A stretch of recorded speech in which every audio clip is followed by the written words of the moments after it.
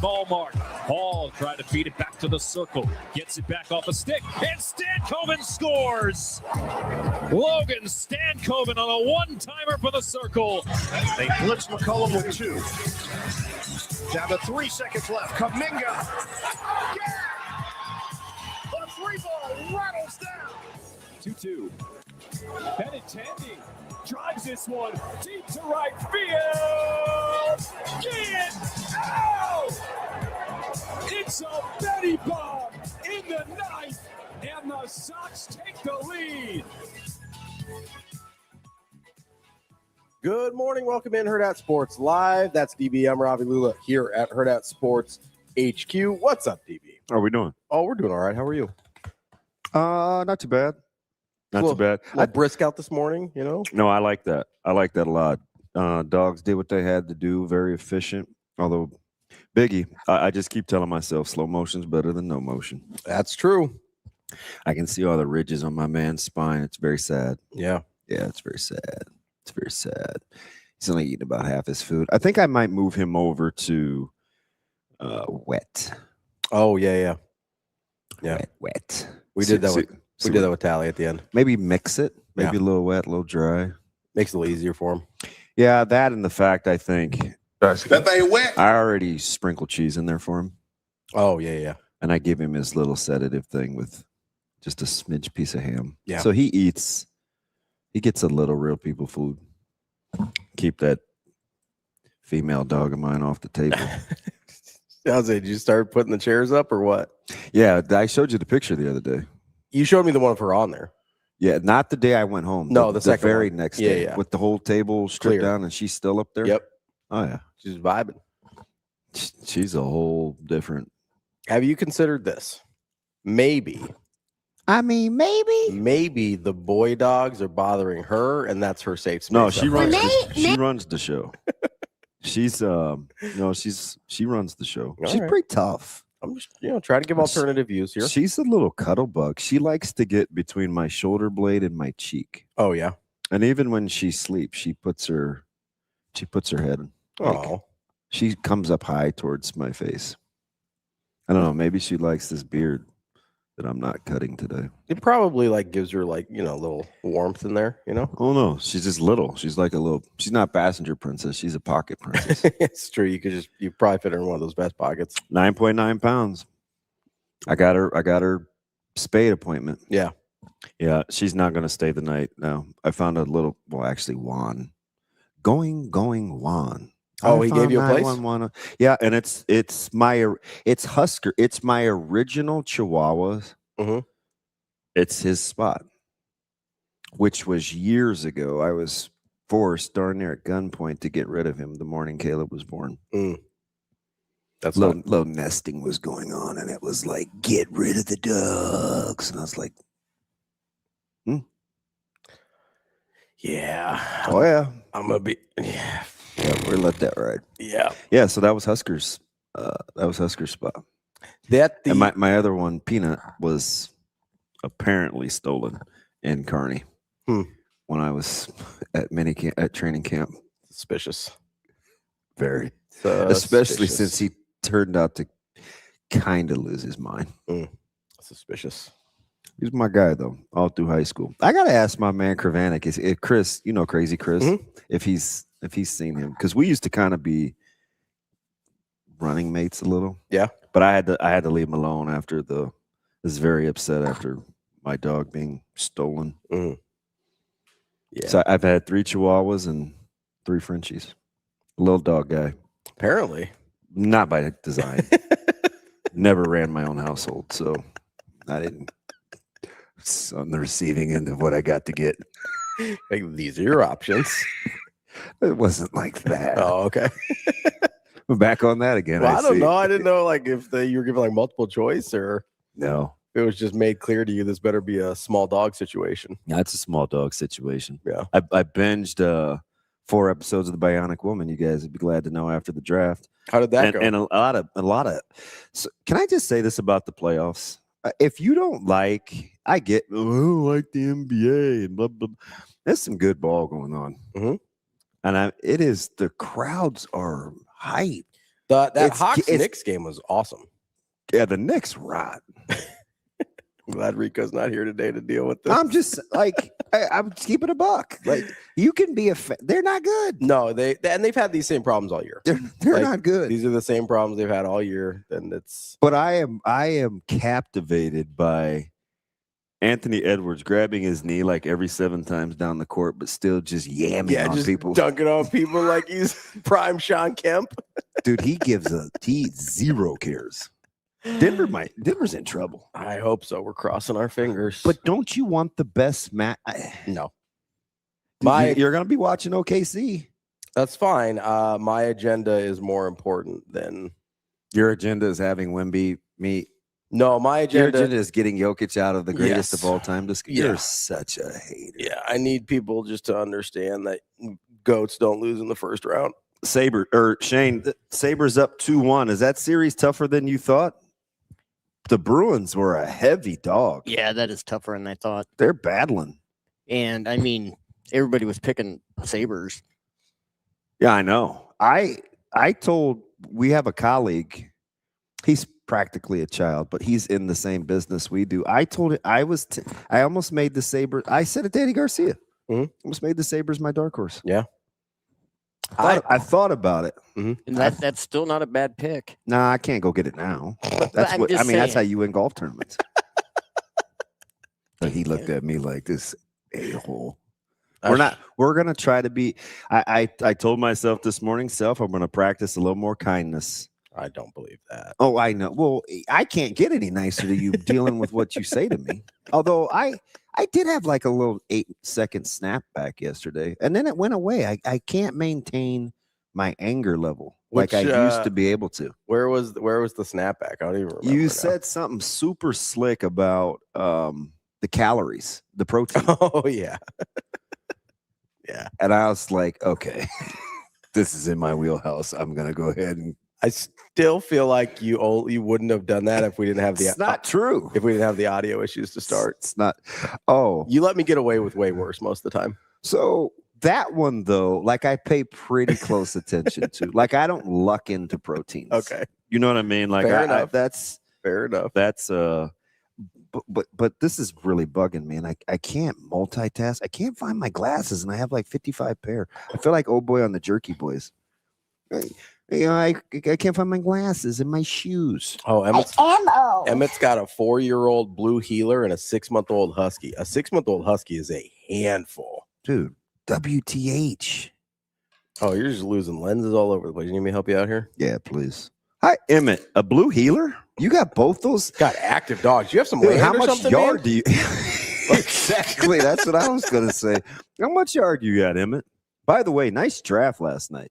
I'm just channeling my former LensCrafter employee. I will say this: people give Jera a hard time, and Steven. They did pretty good last night. They draft pretty okay. Yeah, they do pretty good. Now, once they have them drafted, it gets a little sketchy. They draft pretty okay. I'm gonna wipe these off for you so you get my fingerprints off. I don't know why they just both fell out. Are they still gonna magnify the way I need them to? They will. Yeah, this is like on. You got these at a grocery store or something, right? Or like I got those in Vegas at what's the not like an eyeglasses store though, right? I hate having the clap like that. The place over in Regency that I've never been to actually grocery shop. Oh, Trader Joe's? No, Regency. Oh, Whole Foods. Yes. Okay, yeah, so grocery store. Okay, yeah, so on cheaper frames like this, they don't hold the lenses very well. I thought these were pretty sturdy. That's why I got them. Well, they're sturdy in the sense that those probably aren't going to break. Yeah. But the fittings of the lenses is usually not. It's not like a custom deal. It's a more of a mass production deal. Yes. So you're not going to have as clean of a fit. And today's version of find natural caffeine and low caloric intake. Yeah, what do we got? I have your namesake. It is called Bum. Oh, no, that's Kobe's guy. It is Bum. So thought you were more of a Boonda guy, but that's okay. Absolutely. A little overrated. I just meant as a word choice. Well, yeah, that. My bad. Hey, that's a secret. Not a bread guy like Shane. Oh boy. Total carbs less than 1 gram. Now 20 milligrams of sodium. I'm trying to wean off the sodium. 0 grams of sugar. I'm looking for all the little hidden ingredients.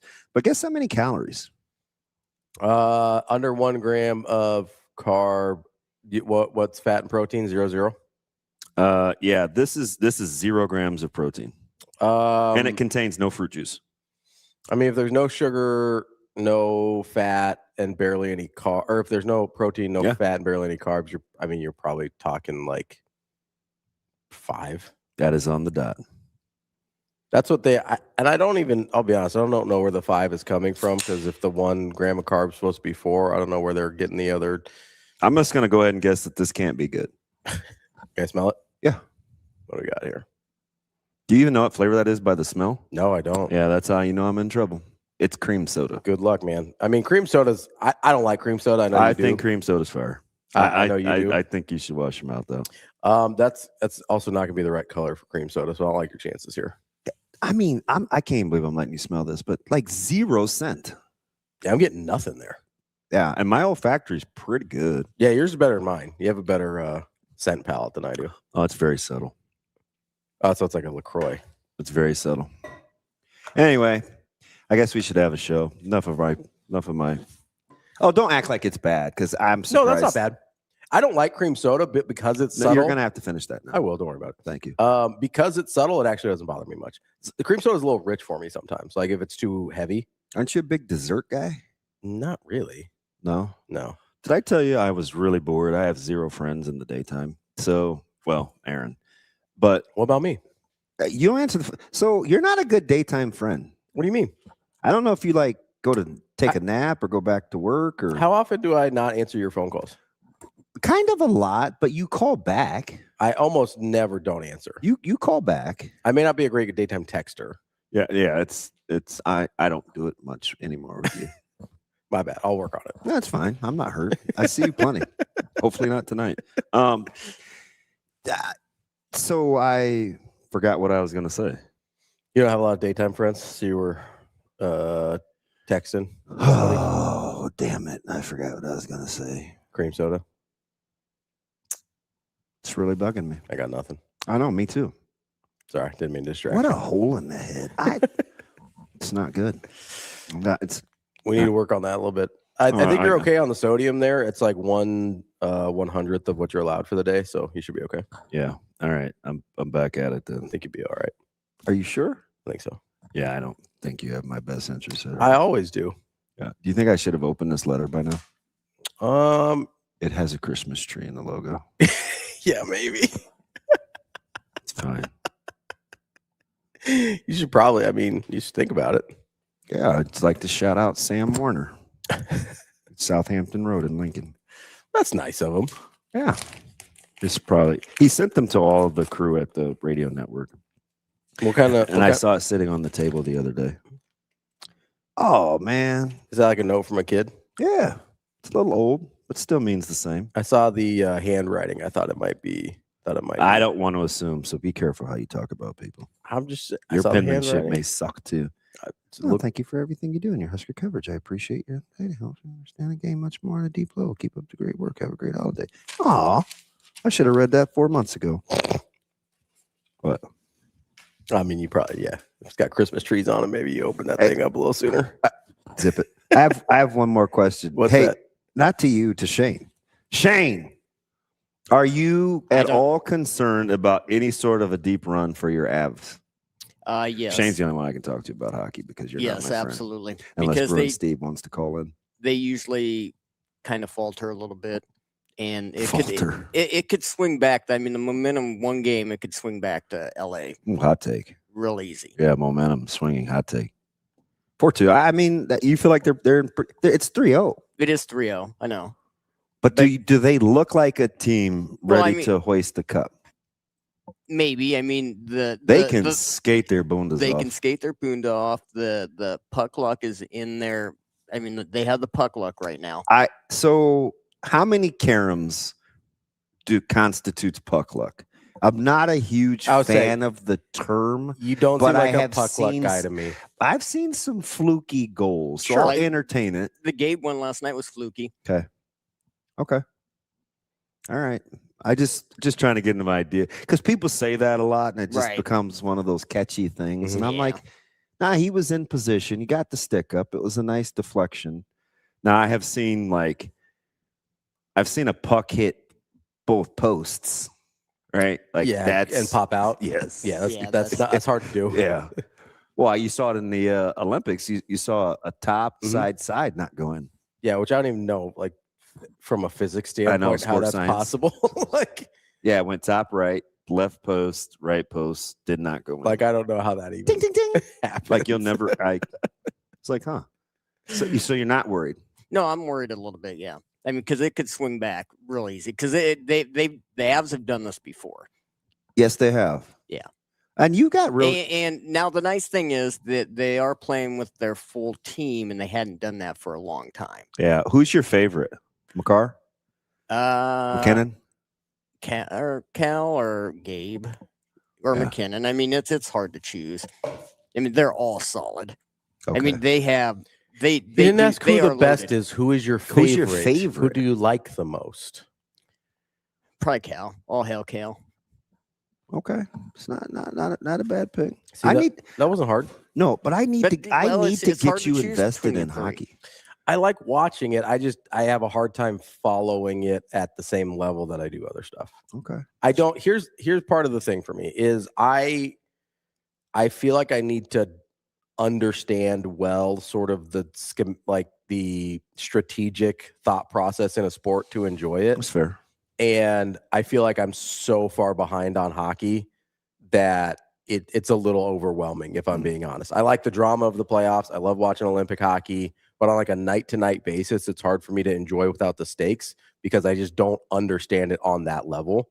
And so whereas like basketball, I can watch any basketball game that's played at any level and probably find something that I enjoy about it just because I enjoy that part of the game. But same thing with baseball. Like I love watching pitchers. I know like I make jokes about the steroid era and stuff like that, which Do you know that's the first time they've swept you guys since 22? I didn't know the date. I knew it'd been a minute. Like that was That doesn't seem right because Boston hasn't been they haven't great. been that good. Yeah. But they tend to find like they played for like 2 years. They played way better against the Yankees than they did against everybody else. And I knew that was in there in the last couple of years. So I figured it had been at least a couple of years. But no, I mean it's a bad Boston team right now. They just can't get the things they can't get the pieces together that they need to right now to put actual Why we're wins on the board. Terrence Crawford ping pong in here a little bit. Can I go back to hockey real quick? Do you know your lineup? You know your personnel pretty good? Pretty well? Not Do, really. do you know? Oh, fudge. All right. For whatever question you're going to ask, probably not. Okay. I was going to ask you if you knew who had the most shifts behind McKinnon and Nelson. Oh, no. I wouldn't know that. 26 shifts, but he had 24. He flies under the radar for them, I think. Is Nikushkin. Oh, yeah, Val. Yeah. Yeah, like Val. 24 shifts. I mean, that's a ton of ice time. I just curious. You guys got a full run. Yeah, They're big. They're fan one of Val. these teams, Ravi, Mhm. whose benchmark is so high, even like you're hearing numbnuts over Yeah. here. It's 3-0, and he's like, I don't know. And I don't think he's pee-pee tucking. I just think I think that's Avs fans. because they're like, hey, we don't like how the 3-0 looked. Eh, How getting to the 3-0 looked. Yeah. No, I and mean- it's like, you won the Or that we've president's. done this before. Yeah, yeah. I do understand that You on a have wet the certain bed, level. but you've also raised the cup too. You just think that you was- wet the bed a little more? That was 4 or 5 years ago. Look, see, that's what I'm talking about. Yeah, 4 or 5 years ago for a championship is great. Shane. That's what I'm talking about. I'll be honest, man. He sounds like some Husker fans. It's like I need you to chill a little bit. And believe me, like you've slapped my oh, you won 89 games. You didn't hit the 100-game win total. And I was like, it's Robbie, they weren't healthy. Oh, why about the Dodgers? That's different. I know. I'm giving you a hard time. That's different, Yeah, right? yeah. But like winning 88, 89 regular season games, if you're Los Angeles, when you're hurt all the goddamn time. Yeah, I understand that. In baseball, it's quite a bit different. I also, especially, you have the wrong injuries overlap, and that can cost you 2 weeks, and all of a sudden you go from 95 to 89 wins, and just like that. Like I understand that. Hey, there's my hockey head. Where are you? You should be co-hosting. I know she's got to be dead dog tired. She's got a day tonight too. 24 shifts is kind of nutty. Yeah, 60 to 90-second shifts. Like, and McKinnon and Nelson had 26 shifts. Yeah, 24. Like, it's a lot of. Because normally, if I'm not mistaken, he's pretty. He said, "Oh yeah, Val.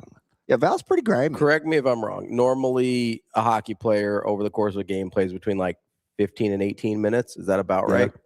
So 24. I'll take that top line. Yeah. So 24 shifts at 60 to 90 seconds. We're talking like a pretty significant, like it's 25 to 33% increase over what is normal. It's at least. Yeah, it's a long time. Okay. So it'd be like if a guy normally plays like 36 minutes in the NBA and somebody's playing 44 minutes a night instead. My man is skating a ton. I think the Olympic again. I mean, Landeskog, I think skated for about 18 minutes. Mm-hmm. McKinnon was 19, and Val was right there. Like he just doesn't get talked about. Val? Yeah. I like how you use Val too. Well, I don't know his last name, so I have to. NICUSHKIN. Ravi. Nikushkin? Yes. Look at the spelling on the fly there. Hey. I'm still trying to figure out how to pronounce your draft pick's name, but that's okay. Yeah, me too. Can you just go with his first name? I heard somebody say, hold on, let me look at it. Ironcore?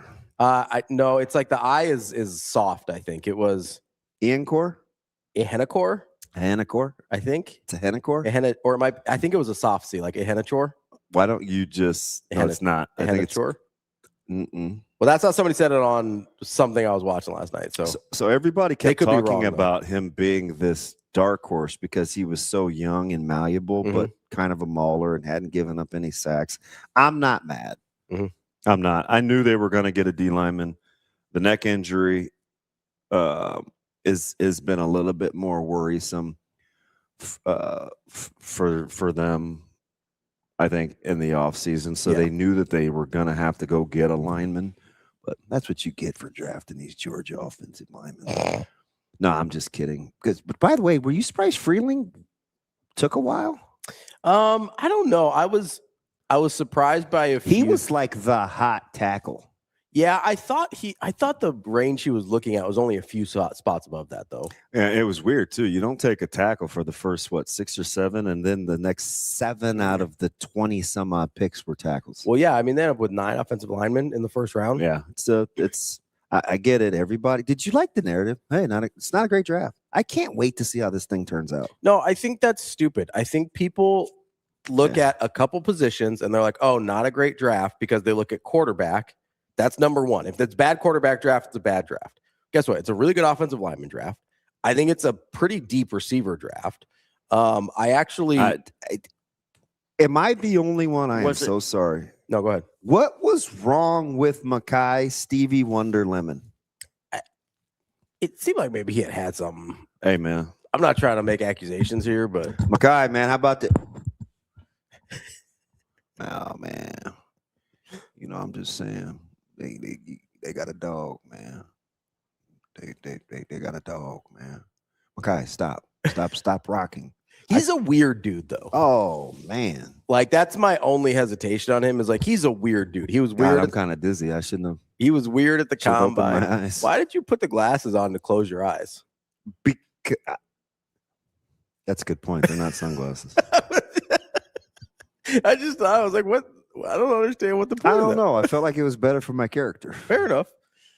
Yeah, well, because maybe it's not very bright. Maybe it's the indication that can't you just go along to get along? That Stevie really can see. Maybe that's what you were trying to say. Okay. All right, severe Shaq. I think Stevie's got better vision than I do. Yeah, I get. So here's the thing with that, Steve. My point is he flies under the radar for what he does for them. McCarr's probably their best two-way player maybe on the planet, but just for comparison's sake. If he can avoid getting punched in the head, I mean, Kings are very good at that. That's how they have to play. I know. They do that to other teams. They've done it to Tampa Bay. That's how they have. So what's that like being in the same family as a Lightning fan? Because you guys watch hockey together. It's good except for when they play each other. But I've got the one up. Oh, Shane with scoreboard. Keeping receipts over here. Well, I mean, it's what it is. You pee Tucker. What up, Joe Good? I have some draft questions. Can we? I have lots. Can we? Let's take a quick break here. It's almost 7:30. Let's take a quick break. So what are we gonna do without the stop sign guy? I'm just gonna try and be a responsible adult today. That's what we're gonna try and do. Huh? How come nobody's like talk to us through the? Austin's off. Aw. Because he's out in Shadron covering the volleyball match, so he's off this morning. I did like his little vignette on what to do. Yeah. If you're heading out west. Yeah. I was like, Jimmy. Yeah. He's looking just like Jimmy Neutron. He's our Western Nebraska expert, so he's got all that covered out there. But no, so he's off. Rico is work from home most Fridays. And good morning, Rico. I think he's afraid of turning his mic on because last time he was work from home, he just had a kid just scream at us. And then we were like, was that a drop? What I think there? I could probably rock with KJ. He's active. He's busy. No, his kids are cool. I've met at least a couple of them. I don't think I've met all three. He only has 3. I know. I don't think I've met all 3. I think I've met a couple of them. Okay, just a couple. Well, so far, I never know. It's like, it seems like the count. What are the names again? Don't do this. We got Ellie, Miles, and KJ. Oh, Ellie is cute. Yeah. That had to be his wife. Yeah, Miles was him. He fooled her. He tricked her. Because he wanted to name the kid after a Nick, but he knew he couldn't do like a famous one, so he chose Miles McBride. He also likes Miles Morales, so that's what he told her it was, but it was really about Miles McBride. Big Spider-Man guy? Yeah. He's a big like cartoon anime. I know Spider-Man. he's a guy that I can talk to. Yeah. Do you know who I found out rocks with? Shane, what's the acronym for those Disney movies that come out like those series like Luke Cage? NBC? Is it NBC? MCU? What's MCU? The Marvel Cinematic Universe? Yeah. Okay. That's what it is. Yeah. Like Amazing Daniel he's a big Daredevil guy. Who is my favorite Marvel character? Not named Wolverine. Yeah. I didn't know that about Amazing Daniel. Yeah, he's kind of weird. Shout out. Oh, we can't be giving him more burn. Oh, no, I'll knock him over here in a second. As soon as he makes you mad in the chat. All right, Shane, all right, cue the music. Let's take a quick break here. I'm going to give you an opportunity to be professional and set the lineup. We're going to talk to Tim Verghese at 8 a.m. I know he's not technically a NFL draft guy, but he likes to scout. So we'll talk to him about Nebraska, NFL draft, all sorts of stuff at 8 o'clock. And then at 9, we've got Mike Sautter from Hurrdat Sports and NebPreps. We'll see what he's got going on this weekend. I know Miller North got a nice little baseball win over the Junior Jays yesterday, so that's good. We like that. Number 3 over number 5. Just, for anybody keeping track. You are so shameful. Anybody keeping track? That's all I'm saying. Oh, hey, Scott. Like that is, yeah, it's a dark show. I love it. Which one, Luke Cage? No, Spider-Man Born Again. Oh, I haven't seen that one. Yeah. Anytime a shard of glass kills the guy's wife, it's not great. That sticks in her temple. It's not ideal. It's not a warm fuzzy. No. That's DB. I'm Ravi. We'll be right back. See you, D.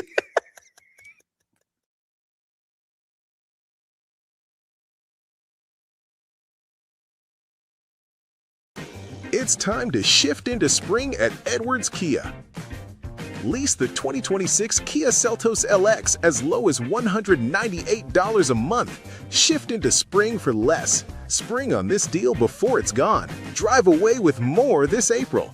Or lease the 2026 Kia Sportage LX as low as $228 a month. Don't wait. Shift into a fresh deal this spring at Edwards Kia. It pays to make the drive to Edwards Kia.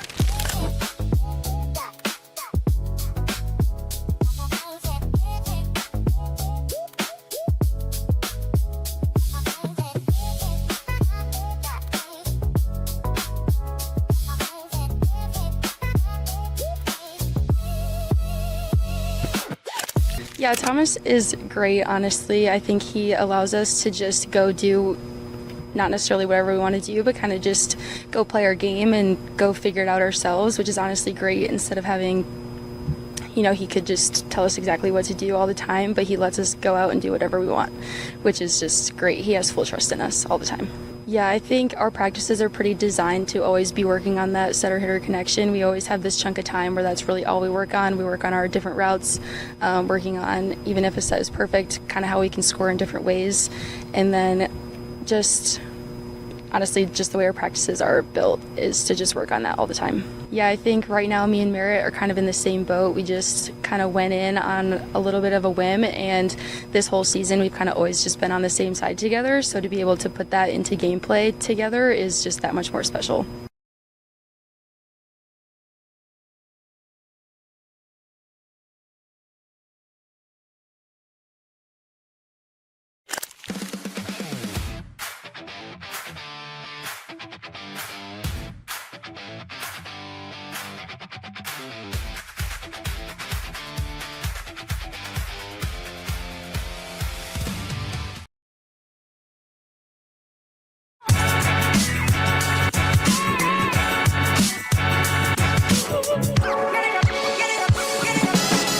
You're listening to Hurrdat Sports Live.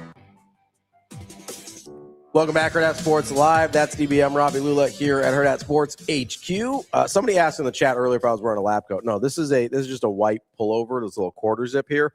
Although it does. I do appreciate your courage. I've talked about your whole wearing white thing. I know, yeah. I have got two sweet white Nebraska.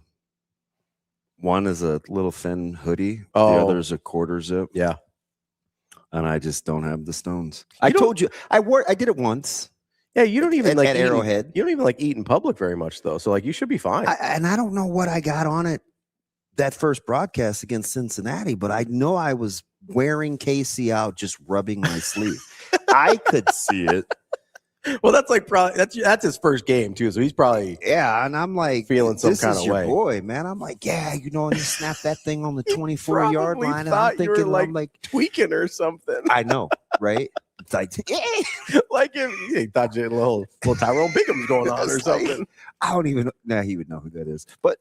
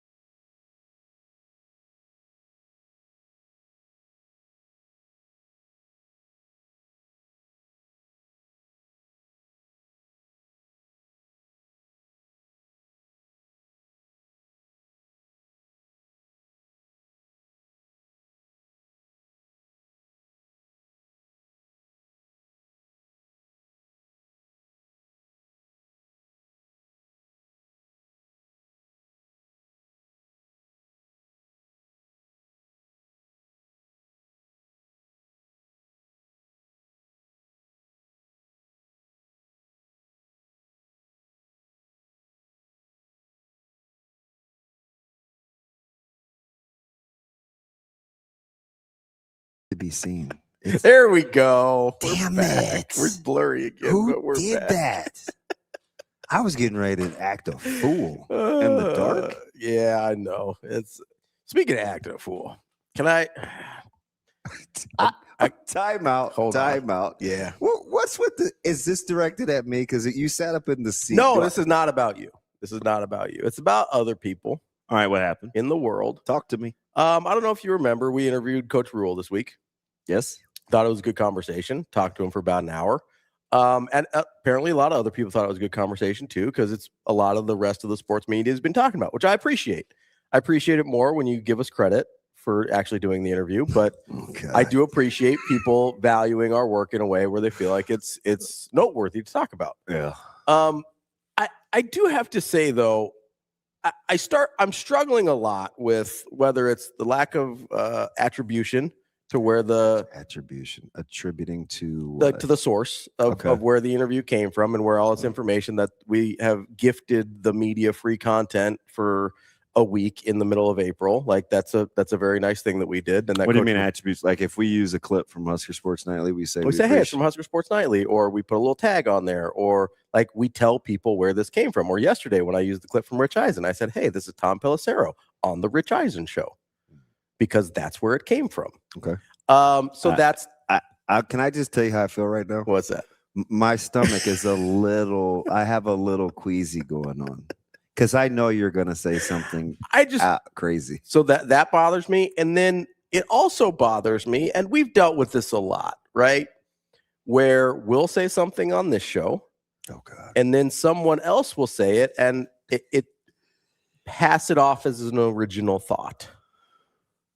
And I understand parallel thinking exists. I do. Mm-hmm. That sometimes two people arrive at the same thought totally independently. But when I know people have been watching the show because of the interview, it makes it really hard to believe that the parallel thinking is existing in this moment.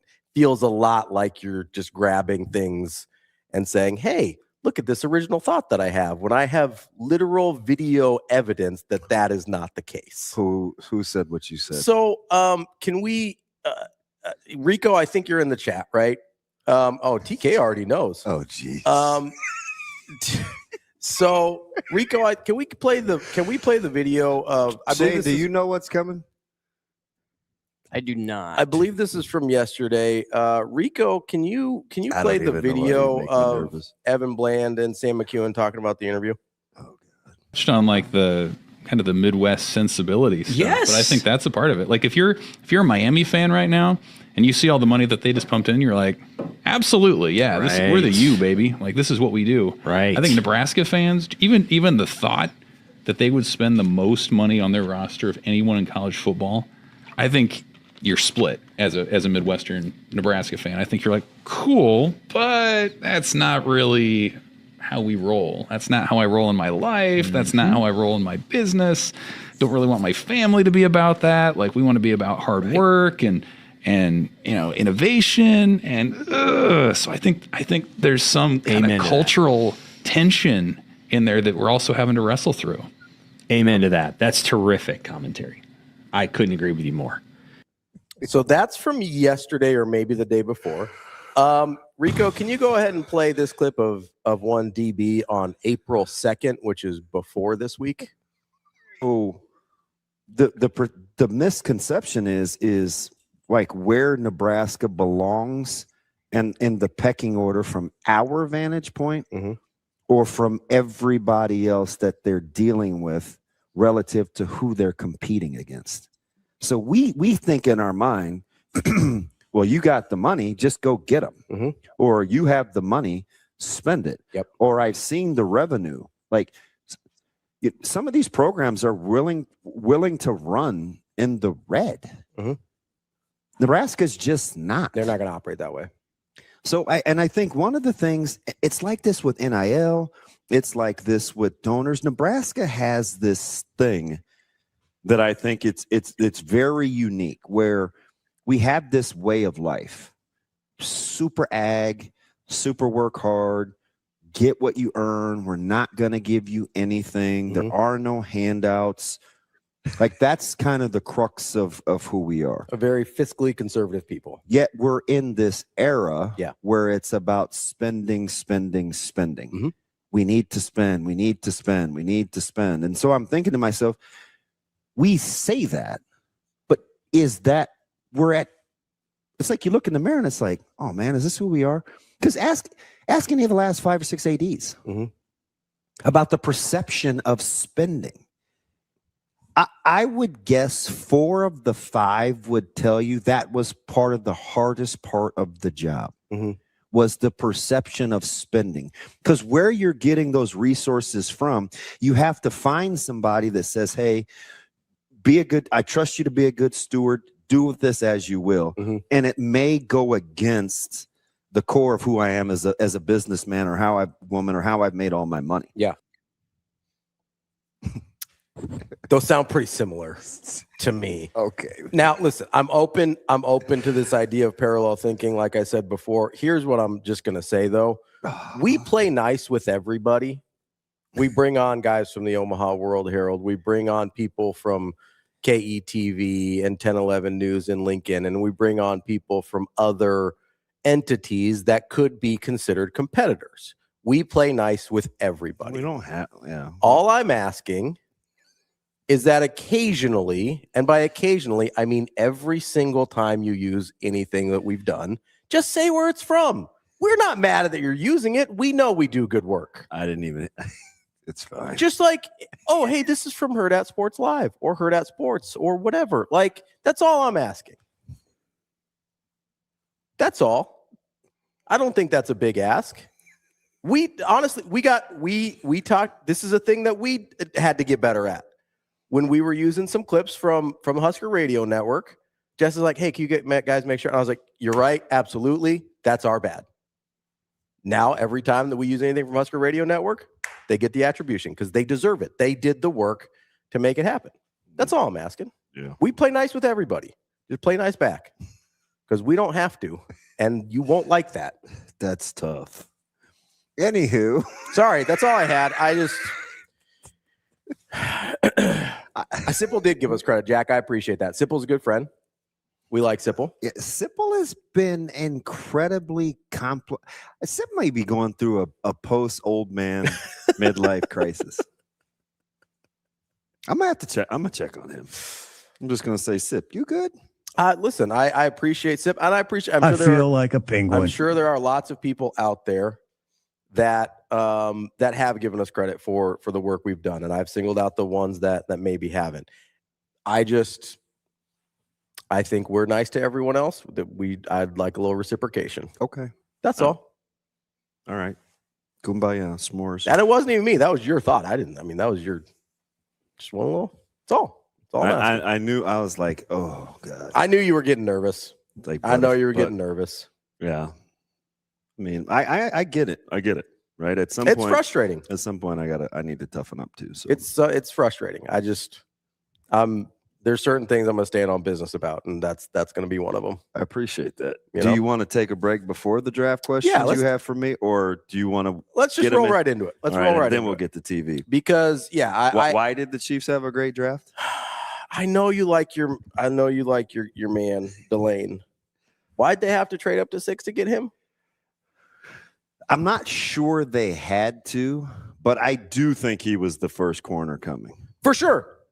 Definitely should have been the first corner drafted. No argument. I mean, that wasn't the consensus. But... No, I agree with you though. But I struggle with, and this bothers me more than it bothers you, I think. Okay. Where guys get drafted, right? The draft slot value. I've been on the positional value thing a lot this year where I've been annoyed.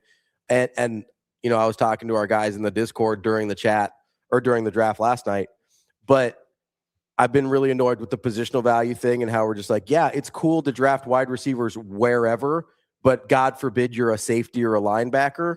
Like I'm struggling with that a little bit because if you're getting all of these pass catchers and things early, then you probably need the safeties and linebackers to cover them, but whatever.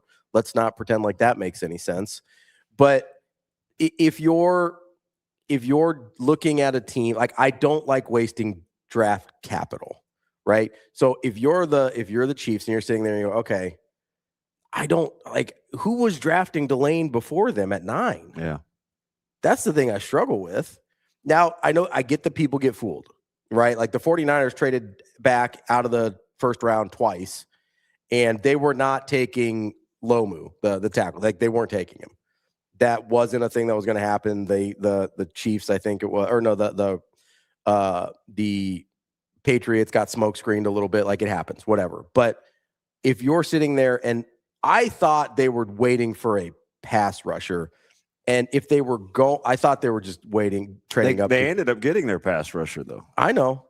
I just you like Peter Woods more than some of those other guys available. So it famously, or we'll see, infamously, yeah. I told you before. Apparently, you're really good at finding stuff I say. I said before, that was Austin. I just asked him to find it. Before the combine workouts that Peter Woods was a guy that I was fascinated by. Okay. Because 2024 Peter Woods was incredible. 2025 Peter Woods apparently had the itis, what everybody from Clemson had going into that last year. Yeah. But I told you I liked him a ton when he plays. Yeah. If He would if kinda they get the go- best version of P-Dub, Yeah. that's a heck of a get. He would have kind of gone on that all film team thing we were doing, where it's like, hey, there is a version of film that he has He put looks down outstanding. where he looks like a legit high level draft pick. Yeah. That's totally fair. You know what we can't put our finger on? What's that? Is how people feel or how it makes them feel where they get drafted relative to what they think of themselves.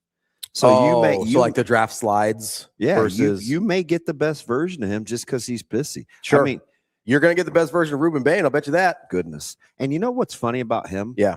He's not a fake tough guy. No. Watch the tape. Actual tough guy. Yeah. He's kicking will- a lot of those guys rear ends Yeah, that he were will getting drafted. Beat your ass. And he's like, I'm ready to get to work. Yeah. And I'm like, oh my God, he's with Todd Bowles. You could see it on his face. He was furious. Who I think is Really just good an defensive okay mind. head coach, but Really good defensive mind. on the defensive Yeah. side. Really good defensive mind. And I'm like, oh God.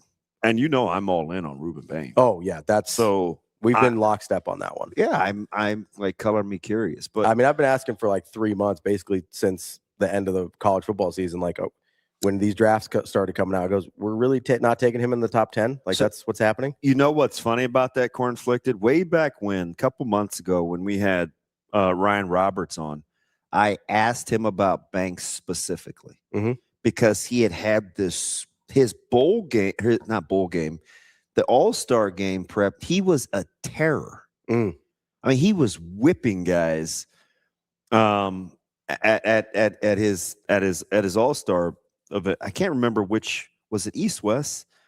I can't remember where Banks went, but he was all over the NFL Network. Yeah. So, and I asked, and Ryan was like, well, I'm not just, the production, not sure. He's been hurt. That's an injury thing a lot. I with asked him, Brian isn't it? Edwards Yeah. on a humbug the very next week. Yeah. I'm like, hey, are Florida fans all in on Banks? And he's like, he didn't play enough, but he's got all the tools. I remember like it was yesterday because Banks, I was intrigued because he's a giant person. Yeah. Well, on his, but going before Woods from a production standpoint, Cornflicted, is absolutely wild. But if you get, Banks has some tools, man. Yeah, so I'm looking up his combine right now. I don't know how much he actually performed. He did a little bit. So he is listed at 6'6" and a quarter, so a legit 6'6" at the combine. 327 pounds. It's a big dude. His athleticism score is. Are you using Ross? No, I'm using the NFL Combine website right now because it's easier to find than the Ross for a random one for me. Athleticism score, according to the NFL Combine, is an 80. His production score is a 66, which is not great. But at 330, he ran a 5.04, a 1.76 10-yard split, 32-inch vertical jump, and a 9.6 broad jump. And that compares to, let me find our guy, Peter Woods here. You know what's funny, Emmett, about that is he's talking about Mendoza or Simpson going to the Rams. They completely get the benefit of the doubt. I can't even pick at it. I can't. I want to. I didn't want the Steelers to take him at 29 or 21 just because it's the Steelers, right? I mean, I've got quarterback trauma. Yes, TK, I am traumatized by what the Steelers had to learn. Just you took Pickett not because you felt like you had a first-round quarterback. You took him because you felt like you needed a quarterback. Yeah.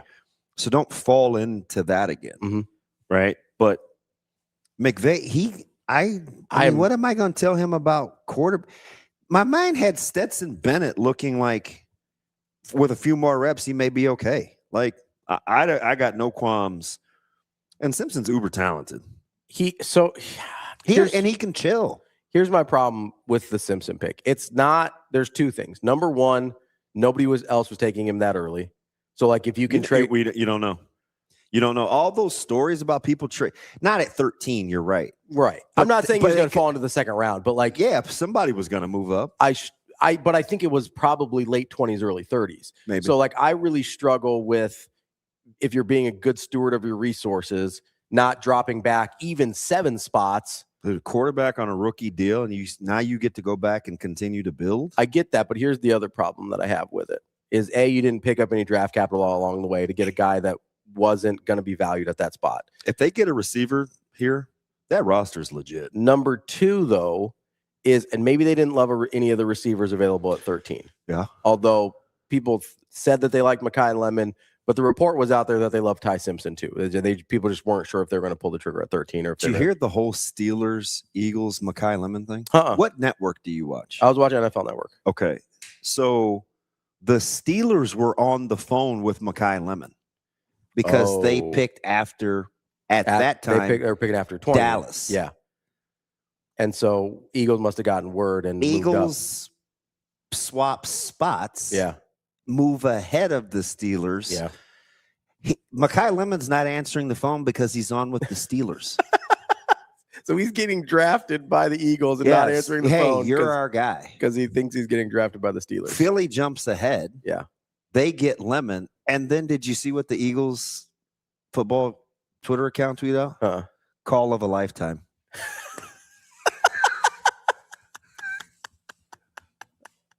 Yeah.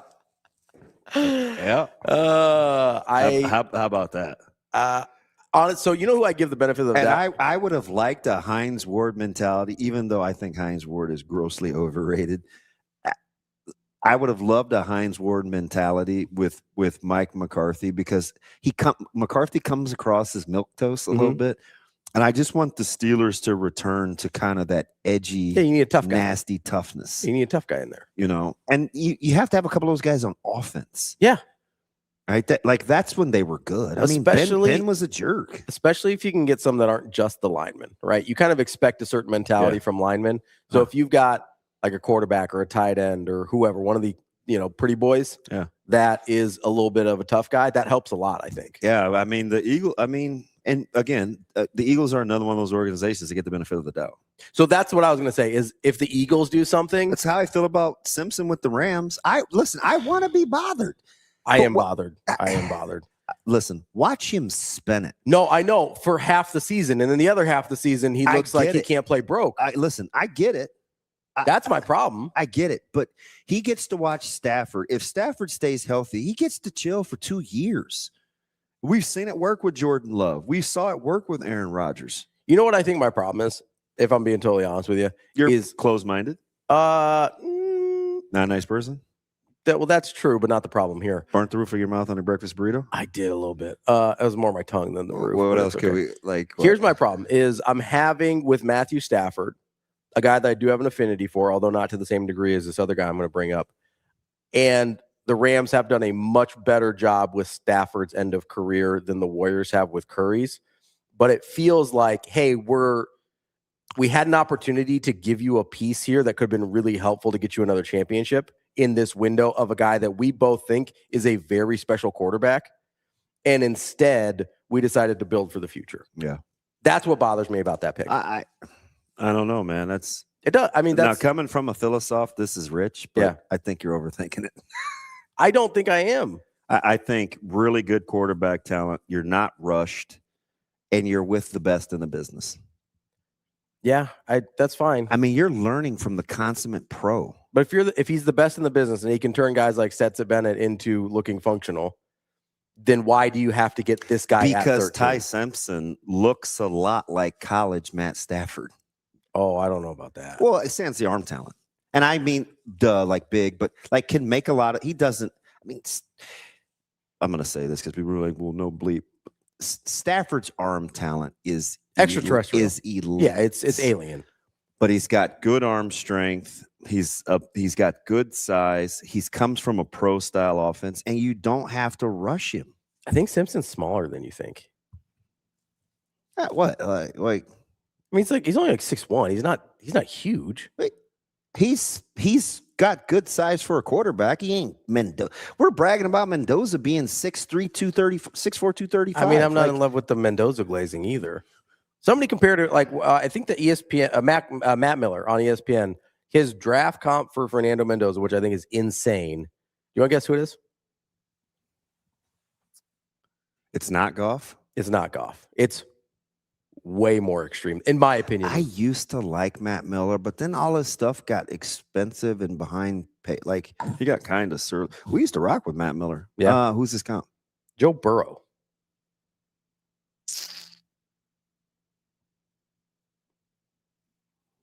I don't think that's crazy. Okay. I don't think Can I just say this about Burrow? Go ahead. I think he's significantly better than you remember the talk around him coming out. He got a lot of the he played with good players talk. Mm. They didn't love his physical prowess.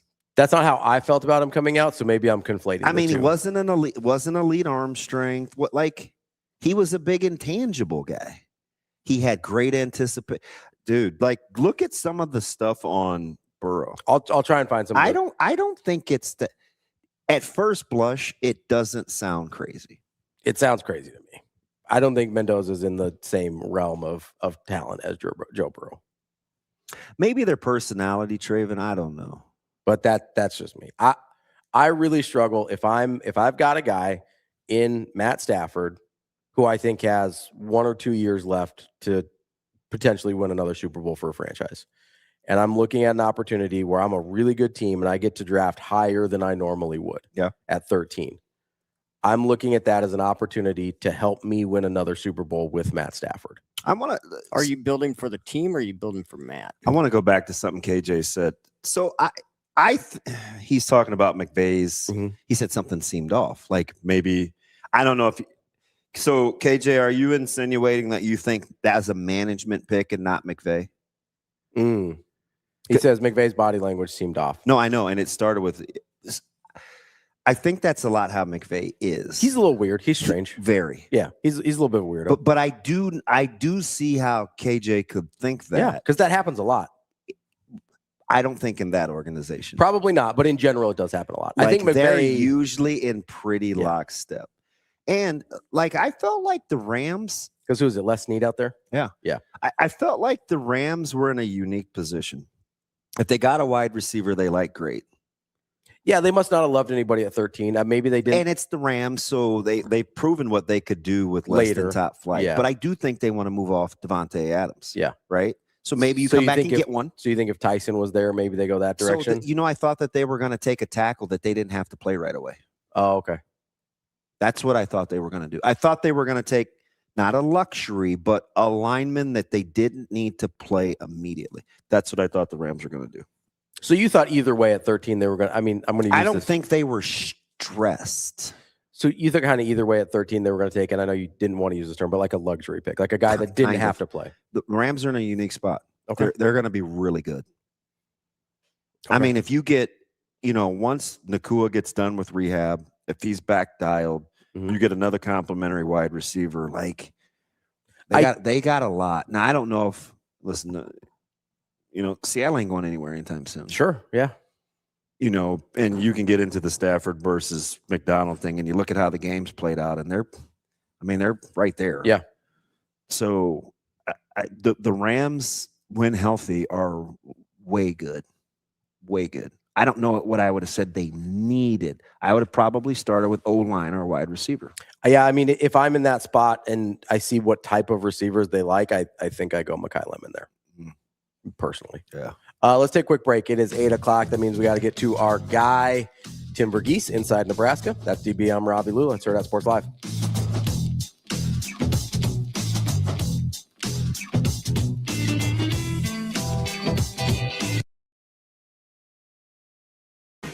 It's time to shift into spring at Edwards Nissan. Lease the 2026 Nissan Rogue Platinum starting at just $349 a month. Shift into the ride you've been waiting for. Spring on this deal before it's gone. Drive away with more this April. Or lease the 2026 Nissan Pathfinder SV, a third-row SUV, starting at just $399 a month. Don't wait. Shift into a fresh deal this spring at Edwards Nissan.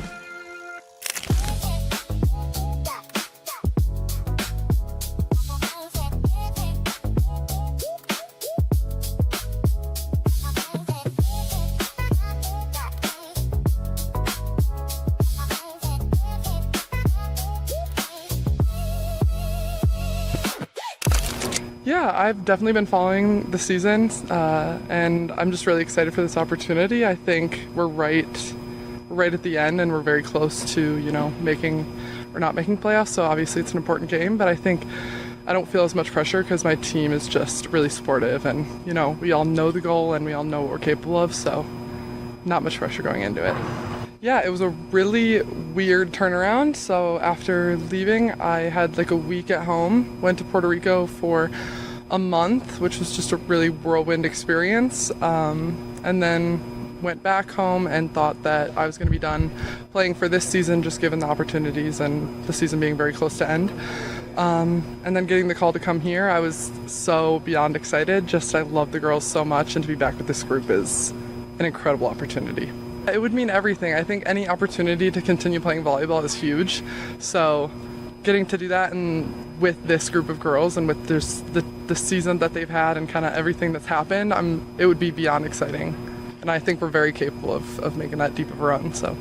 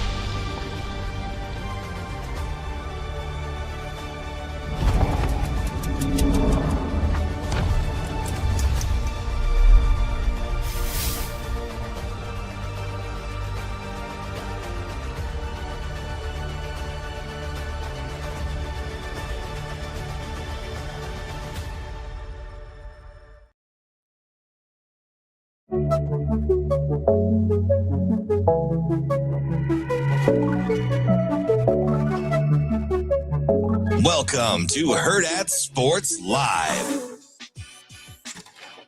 Welcome back, Hurrdat Sports Live, presented by NextGen Male Medical. That's DBM Ravi Lulla here at Hurrdat Sports HQ. We are joined now by Tim Verghese from inside Nebraska. Tim, how are we doing this morning? How we doing? We're okay, Tim. I Ravi tried to ruin my morning, man, but I'm hanging there. Our guy sent me a message TV this morning. It had no words. It just had a jersey number 23, and it was in black. And I had to scroll down because he takes forever to respond to me. And he's like, Caleb was like, "Hey, got a black jersey for mat drills. Working my way to where I need to be. Hope it's a Benning thing." And I was like, "Oh man, this dude's gonna get me in my feels this morning." But I didn't go crazy. I was like, "Well, you better hope what's not a Benning thing is the fact that you can't stay healthy. So as long as you stay healthy, you." But yeah, man, a young pup must be doing all right at mat drills. I hope it translates because I at some point I hope he'd look good in black. Good Real black, not a mat drills black, a real black. Not that I want to disparage progress. I still got to be somewhat of a jerk, don't I? Yeah, so not a bad morning. Ravi tried to rain on my parade a little bit with his draft talk, but I'm okay. I got you. How are we feeling about the draft? I wasn't raining on anybody's parade. I'm just feel like he's a whip. I felt like the Steelers were going to get a lineman, so it wasn't the one that I thought, but I'm okay with the amount of picks they have and getting an offensive lineman, they were going to get one anyway. I did hear the story, and I believe the reports that they were on the phone with Mekhi Lemon getting ready to draft him and did the quick pivot after the Eagles made the move and got ahead of them to take Lemon. So, I'm okay with the Steelers. I like what Kansas City did probably more than most. I like what Dallas did. I don't really understand Tennessee, but I mean, there's a lot. There's a lot. Yeah. So with Tennessee, my theory was there was a debate within the building on best available offensive player, or a like anchor piece for the defense. And once Jeremiah came off the board, I was like, okay, well, I figured they're going to go defense here. The fact that they went Carnell is really interesting, kind of tells me. And then you go back and look, and like I saw it on Twitter, like coming out of the combine, there were like 3 executives that thought the Titans were going to pick Carnell Tate. So this is smoke that's been there for a bit. And I guess it makes sense just in the sense that when you look at that Tennessee offense, what jumpstarts that offense more than anything is having, they brought in Wan'Dale Robinson, but you can't go into the season with Wan'Dale as wide receiver 1. But that said, I think now you have 2 guys there that fit opposite each other, that are both kind of high volume guys that do different things at a high level. And I think that's going to help out Cam Ward a lot. So I get it. I get what they did with that first pick. I guess I understand it. My thing would be what's Robert Saleh's head at coming off of that, because for his defense, he got a guy, and I don't know where Keldrick Falk fits. That's the thing. Like I just don't know what that looks like at the next level. He's young. You know what I think they see? I think they see a young Richard Seymour. Okay. I think he could plant a 4. You could move him inside some. He's still growing. He's only 20. He's super long. He's probably going to end up, around the 285 range, I'm guessing. Like, I think they see some Seymour in him, like from a versatility standpoint. Now, that's lofty. Yeah. That's the frame that I think of coming out of college. Yeah. I think you can. I'm not as low on Falk as some, but I can absolutely see, like, there's work to do. Like, he's not a complete product by any means. So, Tim, let me ask you this, because this is the conversation I was wondering about with the Titans, right? Is which guy helps you win more? A wide receiver for Cam Ward, or Robert Saleh's new version of Fred Warner for that defense, if they had gone Sonny Styles, which was kind of the prevalent thinking in the last few days heading up to the draft? Like, which one of those versions makes you a better football team? I think Sonny Styles, but I think you help Cam Ward's development and ultimately become a better team in the longer run. I don't know. I think you had to look out for Cam Ward here. I think they recognize the type of talent he is, and you needed to get him someone to make his job easier. And whether that was Love, whether that was Tate, I think that's what they were going to do. And they have. I mean, look, there's not another Sonny Styles in this draft, but they have some ammo, and I think they can add some pieces that can work within that defense. But yeah, I don't know. I mean, there's a few of these where the Jets, for example, like that felt like the head coach won out over the GM. This feels like the offensive coordinator won out over the head coach. And then the weird one for me, did you guys see the reaction in the press conference on the Rams side of things? Yeah, we were just talking about that. Like, you didn't like McVay's body language? I did not. So my theory, and again, this is just a conspiracy theory, at least on my end, is this is less planning for life post Stafford, post McVay as well.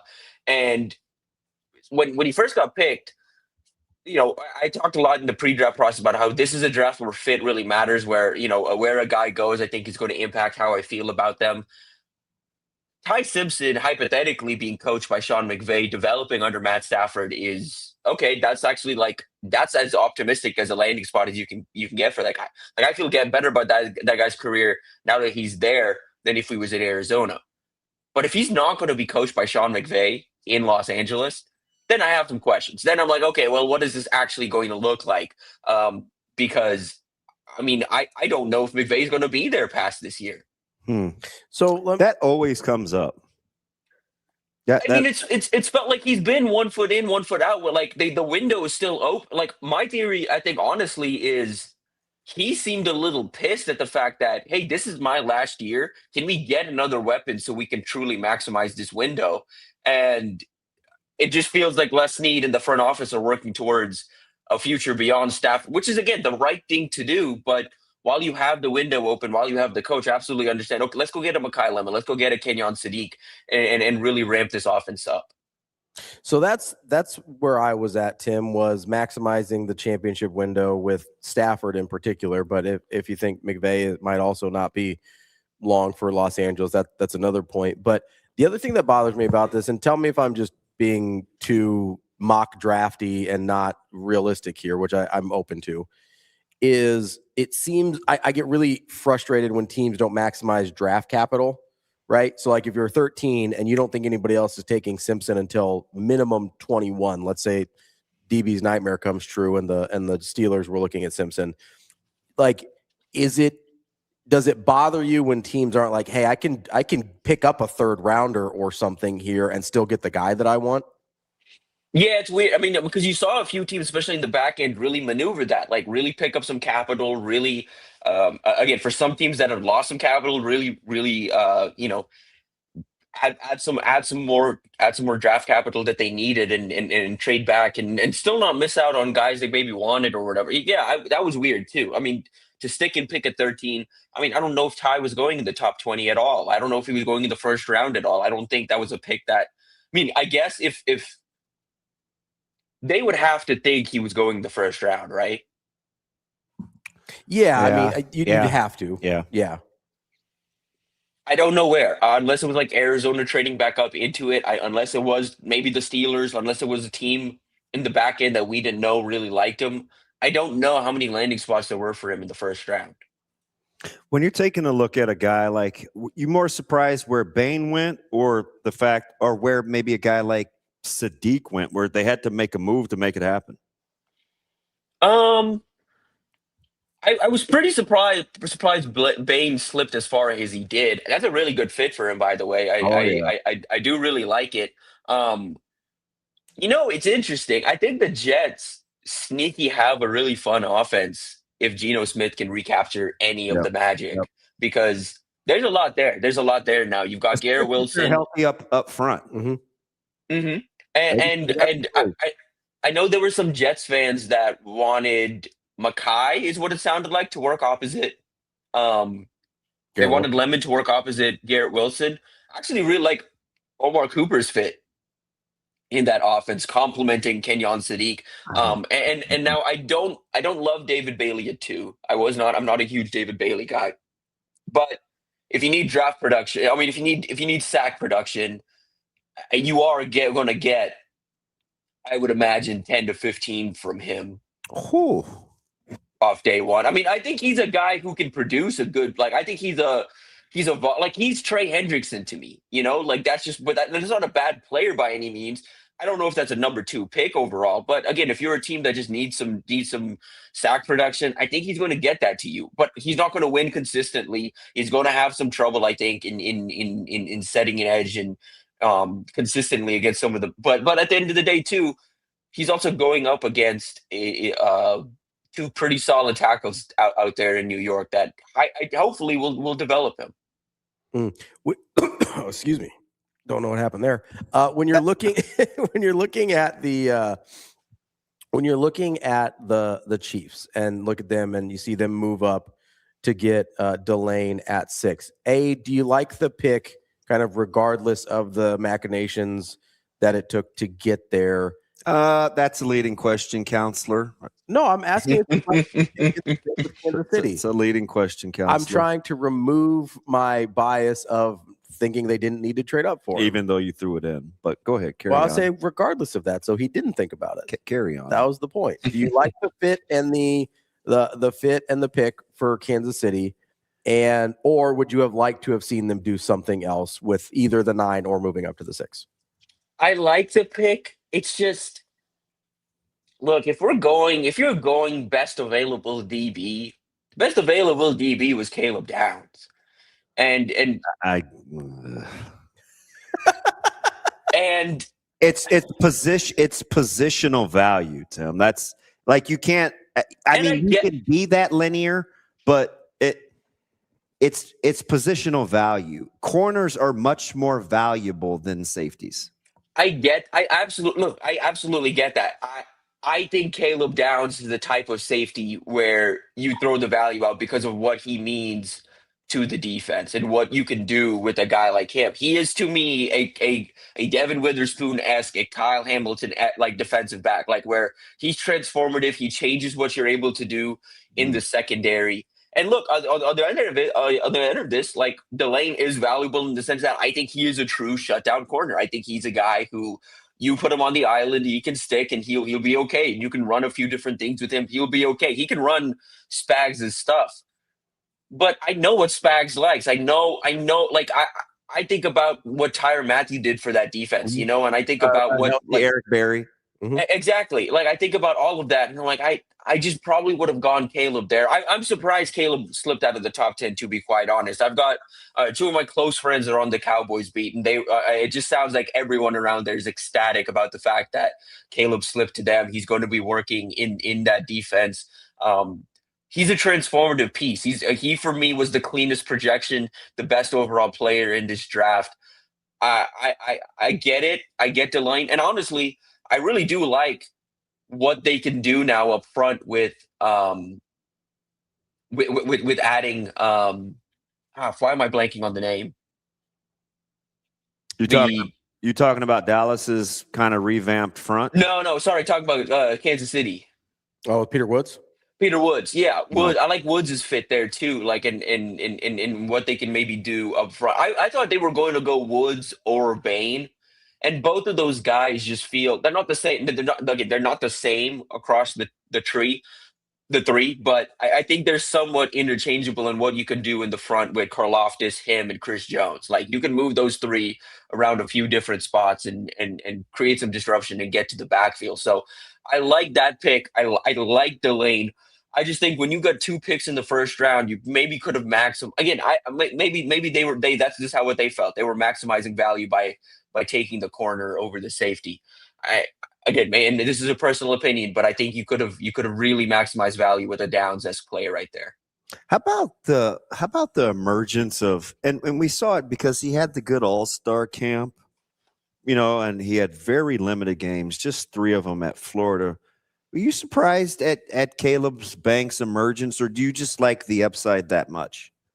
I like the upside a lot, but yeah, I think there's definitely some injury questions there, and some like, oh man, he just has not played a whole lot. Like, yeah, but and there's some work to do. I think there's like he's someone too that's like an incomplete product because he just hasn't played a whole lot. But yeah, if it all comes together, he's a favorite of mine in that D-line group. The movement stuff, the violence he plays with, and all of that. Violent dude.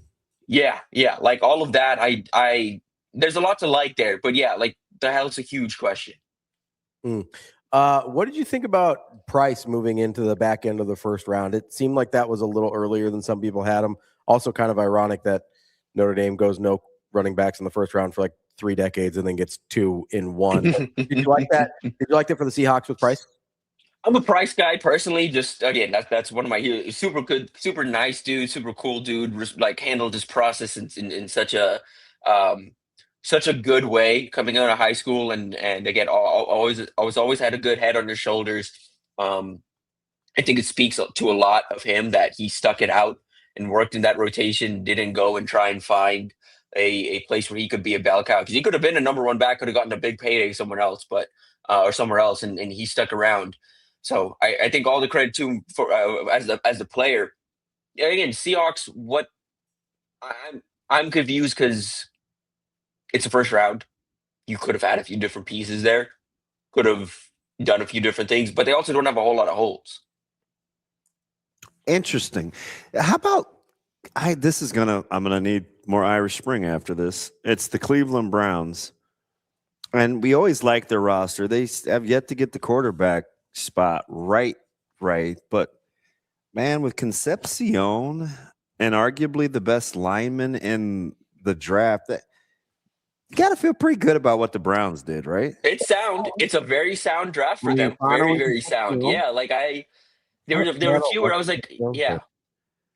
At 24, I do. No, that's fair. Like at that point, sure, that's fair. I'm not in love with Concepcion, but Fano was a great pick. Yeah, I feel like we're going tackle. I just wasn't sure which tackle. And Fano's pretty safe. It feels pretty safe. But on the other end, I thought. Can I say so? So I thought Casey. I think Makai's going to be a good pro. I kind of like Casey a little more the more I watched of him and more I watched them up against each other. Just in terms of maybe it's just Casey being a cleaner projection and doing a little more of the route running stuff that I like. I like Makai more after the catch. He's going to be a high volume target, but I think Casey's just I get a very clean projection for me. Him and Omar Cooper were two very clean wide receiver prospects outside of the traditional top guys in this group. Just willing to overlook the drops for Concepcion? It's an issue. I don't know if it's a huge issue, but it's an issue for sure. Drop rate's something that, I mean, you look across the league now, like it's just kind of like CD has the drop rate now, like guys, like there are guys that drop like elite, quote unquote, elite receivers that do have that drop rate. So I think it's a bit of a concern for me. But it wasn't as big as I think for me, I've seen Makai Lemon be erased from games. I don't necessarily know. It's hard to unsee that, isn't it? Yeah. Okay. I'm telling you, I during the broadcast, I'm like, where is Makai Lemon for SC? So here's my question. I said that to Kyle. Here's my question about that though.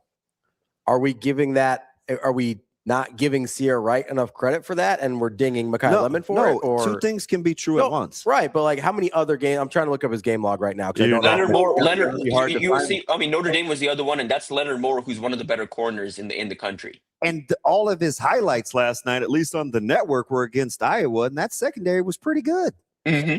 So I guess that's the thing I'm struggling with is like he didn't get shut out of games very often, and when he did, you're like, oh, that's a super elite corner. At least I think Sierra Wright deserves to be mentioned in that. Yeah, I mean, look, Sierra deserves his credit for that, but at the same time, it's just a thing of like, I've seen you get erased from games, and you're going to be playing a bunch more, like a lot of elite corners in the NFL. I don't know. Who do you like in day two here that maybe you thought could have snuck into the first round, or you thought is better than the draft grades on? Hey, look, let me look, because there was a few names that I was just surprised. Peyton McDonald, that was shocked, slipped out of the first round. That's one of my guys in this draft. Jermon McCoy, I don't know what the health question's at. Again, he's one of the cleaner projections if the health stuff checks out. It doesn't sound like it is. Once he started getting the Will Johnson comps, you knew he was in trouble. Yeah. But Will had a good rookie year. Like Will's like fine, and that's. When I go back to my take on Will Johnson, yeah, I said whoever gets Will Johnson, wherever they get him, got the steal of the draft. I'm waiting on Will Johnson. Yeah, and that's where I think it's going to be the same thing. Where as long as the injury stuff checks out with McCoy, like whoever gets him here, you're getting a steal. I think Emmanuel Pregnon's one of my cleaner prospects left on the board. I actually thought he could have snuck into the first round because he's such a well-rounded prospect. He's one for me. TJ Parker out of Clemson's another one. I'm waiting to see where he lands. I feel like Denzel Boston fit's going to matter. So just curious which team selects him. He's intriguing. He could be. Mm-hmm. It's a big body guy. You can move him around. He catches it better than like kind of that penciled in size would give him credit for. But I don't know, man. There's just some times where I just don't feel like, especially given his quarterback with Desmond, I don't know. There's something about Boston bugs me a little bit. He's not. Is it fair to say he's not like super explosive? I don't love the movement skills. Like I think he tracks the ball well. He does stuff in the red zone and he's good at the catch point. But it's almost like I want him to be more violent for that physicality. I think that's kind of like if you pin me down, like more physically dominant. Yeah. But he's tough. Tim, we've been talking draft for almost this entire time here. I do want to, go to your actual job here for a second. Where are we at with some Nebraska football recruiting? I know they've been working out some offers. I've seen you tweet out some offers they've had in the last week or so. What's been notable for you the last couple weeks? Yeah, a couple interesting things as of the last 2 weeks. Coaches are on the road, hitting the road hard. Corey Brown was down in the greater Houston area, went out to Spring Westfield to offer Antonio Underwood, a former Texas Tech commit, along the defensive line, since 6'3", 265 pounds. Versatile front defender, likely best fit, I think, in a 3-tech role once he grows a little bit, but could stick out at defensive end. They also went to go see 4-star defensive lineman Ezekiel Ayingbali out of Langham Creek. Both those guys, Nebraska would love a shot at. They've been working to get a shot at Ayingbali this offseason. But, battling Arizona State, battling Ohio State, LSU, Miami, Texas, a few programs in the mix. But his visit schedule is a bit in flux. He's trying to figure out where he wants to go for OVs. Nebraska pushing at this point, I think, could resonate. Could lead to an OV with Underwood. It's a new offer for him, but he told me he's got a good level of interest in the program. Doesn't have anything set up just yet, but working to get out to campus in the near future. And then they made a couple new wide receiver offers, which I thought was really interesting. They made one out to Jamar Taylor, a 3-star out of Wilmington, Delaware, and then one out to James Johnson, a rising athlete out of Belleville East in Illinois. Taylor's a 6'4" explosive pass catcher with some good track metrics, has a 38-inch vertical jump. Johnson's 6'3", seen an uptick of Power 4 offers. He's got two-way ability, but I think Nebraska's looking at him more as a wide receiver. And he had a new DB offer, which was really fascinating considering where that board's at in Evan Villa. And that just felt like a guy that this staff, I don't think it says anything about the DB board. I think the DB board's in a good spot. They have plenty of options. I just think Villa's a prospect that they evaluated and liked. And he's got some two-way ability as well. I do think he's better fit at DB. My read on the Villa offer is you can kind of get a sense they really wanted a Keyshawn Telfair type DB this cycle, like an explosive, versatile two-way kind of corner that is kind of has some sudden movements and is an elite mover. Villa's kind of like that. He's not the same. I think same caliber of player as Telfair, but the next tier below in terms of a potentially multi-phase type contributor. So that's been really interesting. Some of those new 2027 offers as of late. Again, those receiver offers, it's clear they're kind of looking for a bigger body to round out the group they currently have. They did go in home with Caden Howard, the speedster out of Miami Palmetto, hoping to keep him in the class because Kentucky's trying to flip him away. You have a few other programs, UCF closer to home, trying to flip him away. Louisville, West Virginia. There's a couple of schools, Minnesota as well. Just some programs still working to flip him away. So Nebraska trying to keep him in the boat. They've got Tay Ellis locked in. Now it's just trying to get that third wide receiver, and ideally it's a bigger body wrapped in. I don't think it's necessarily they need a big body as a third receiver, but because I think Matthew Gregory, a 4-star wide receiver they like, he's right around 6 foot, but he's a go up and get it type guy who can play outside of his frame. I don't think they necessarily need a big body, but you can see I think they want to add some size to that room and would like to, and with where they're at with Gregory, have some ground to make up in that recruitment, makes some sense to kind of backfill and expand the wide receiver board a little bit. D-line board's in an interesting place and makes sense to add a new offer to the board. We just need to see how some of these numbers shake out and how many of these D-line targets they can get to campus. It feels like odds are dropping with David Fuller-Runcho. I don't know how many elite defensive linemen that are going to have a true shot at this cycle, but they've set themselves up with a good floor of prospects. Errol DeMontignac, Xavion Meads, Waylon Wooten. There's a couple guys in there that are going to be pretty solid additions if they're able to close with them. I just wonder what type of splash is Corey Brown trying to make this cycle? Do you get the sense if Nebraska had their druthers with Shakopee, they go bigger body D-line than at the linebacking spot? Oh, I mean, I think if it was up to them, they'd love to pair those two together. I don't know what the odds are now of I don't think they'll get both. Yeah, I don't think they'll get both. Yeah, I don't know what the odds are of flipping Bletton, but they did get Ombody to campus this week. It sounds like from an NIL things, they're going to be very competitive in that recruitment. They made a strong impression. Are now working to set up an official visit with him. He's another one. I mean, has that been interesting to you, David? The type. They spent a lot of time with him too, which is you talking about his body. So we brought him up kind of on a humbug about a month or so ago when we were it's longer than that, 2 months ago when we were talking about D-line body types. Mm-hmm. Right? Like we were going through the variations of the body types, but they spent a ton of time with him this week.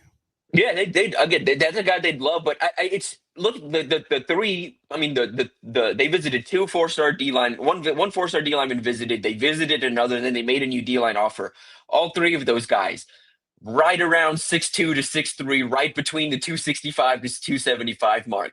Yep. It makes sense, but it's not necessarily the profile I thought they would love. They would be going for when they got here. Like I thought the profile would be more of the 6'3", 6'4", 280 to 290 pound guys on the interior, but they seem to like these versatile like guys that are in that 265, 275 range. Where once they have in common though, sneaky arm length.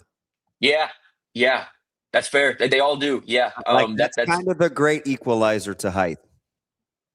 Yeah, and so that's been something that I think is interesting is that kind of focus on these 6'2", 6'3", squattier but athletic and violent, and again long. They all have some length to them.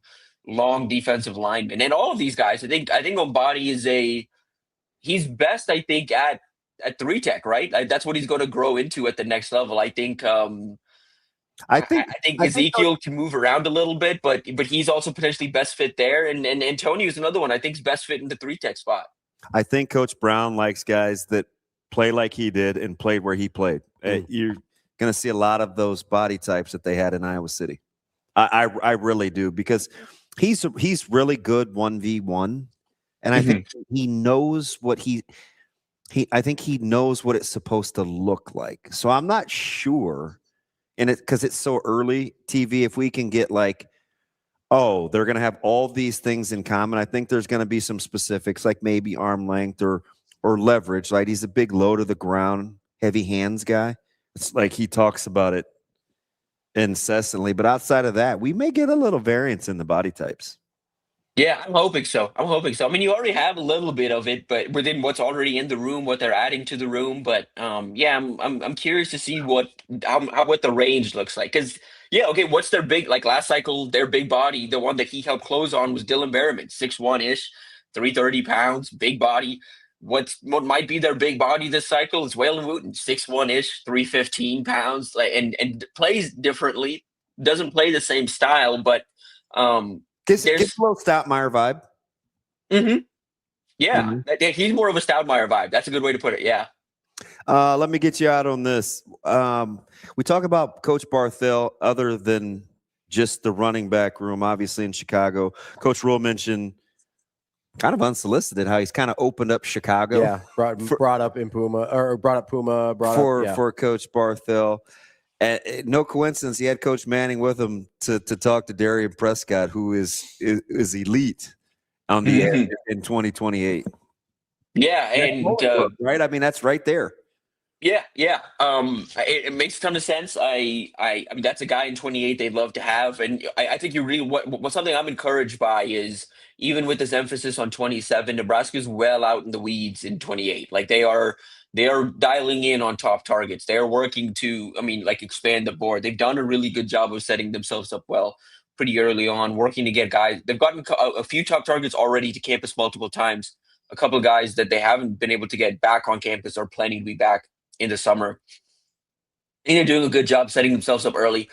We said this plenty of times before on this show and other places.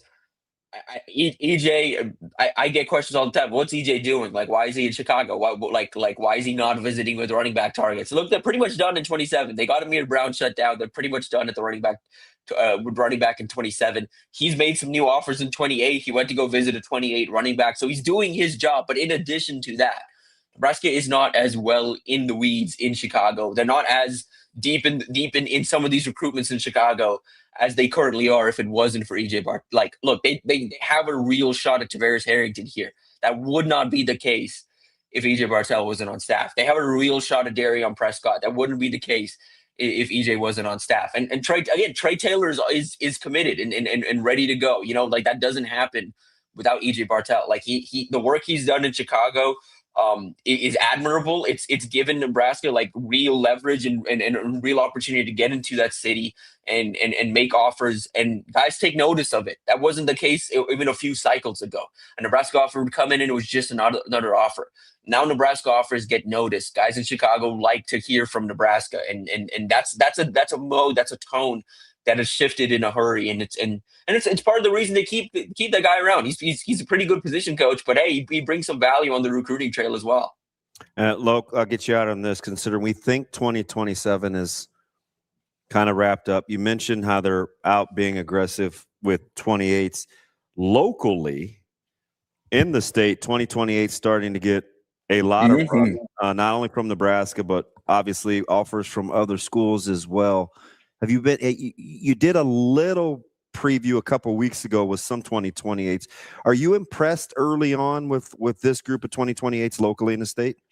Yeah, I think next season's going to be big for a lot of these guys, just because I need to see what this looks like. Because you got flashes of it. Like I saw Justin last year, and I was like, okay, there's some encouraging things there. Need to see what this can. I'm sorry, Parrish. Yes, Yeah. yes. Yeah, saw him encouraged by some things. Micah's a weird one for me in that I like some of the stuff that he does. I like the leverage he plays with. He does some national things for the position. Again, just need to see that at the next level. Heck, even Micah. I mean, like it's a. Which I need to see what this looks like at 6 foot 190. We have two. Santiago or Benning or both? Benning. Okay. Yeah. Sorry. Yeah. But yes, both Micahs. Forgot. Yeah. But yes. But Santiago. Yeah. I want to see again. Would Santiago want to see what this looks like now in a new scheme or in a new defense and how he's playing?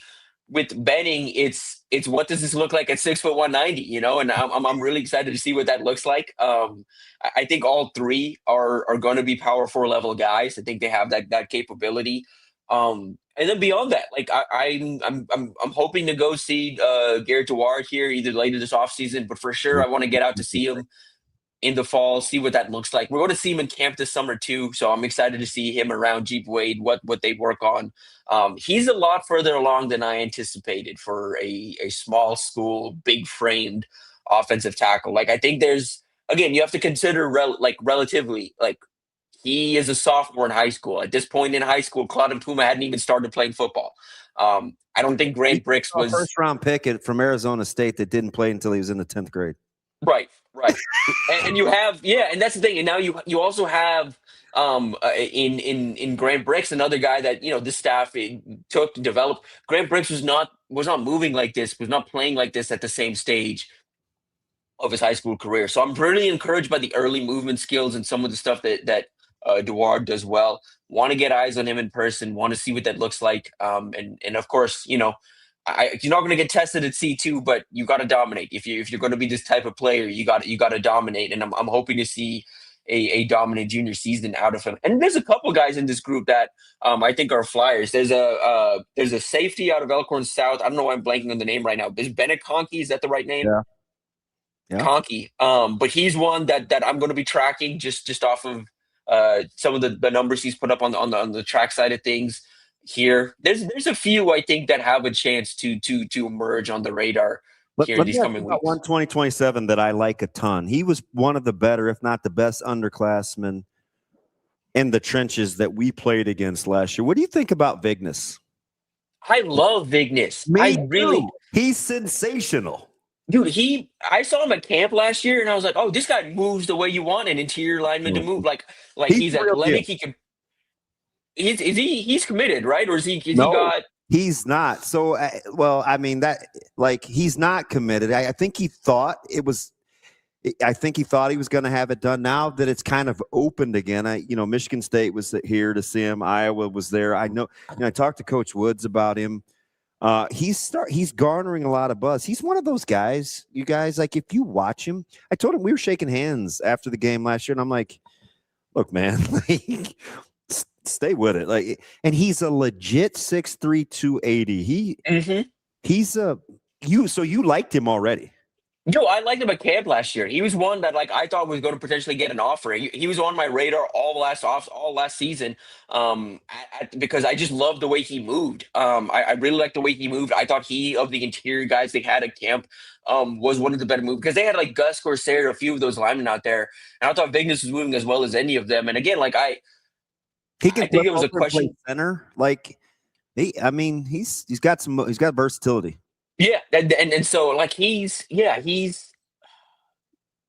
it weird to say I worry he's not, because he's not the same player, I don't think, but worry about this being like a Cade Peeper type situation where he ends up out of state and you're just like, oh man, I know, look, it's a guy that moves really well with athletic traits and goods and the needed size for the position.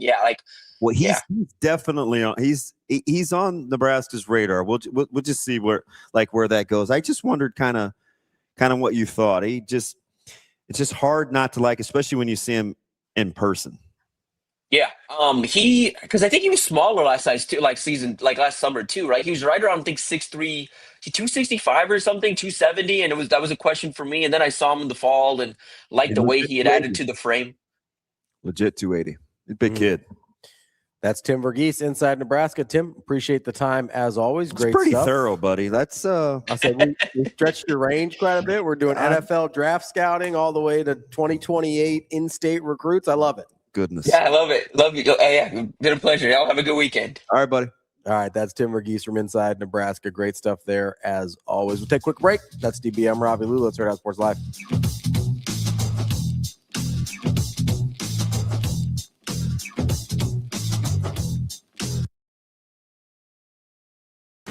It's time to shift into spring at Edwards Kia.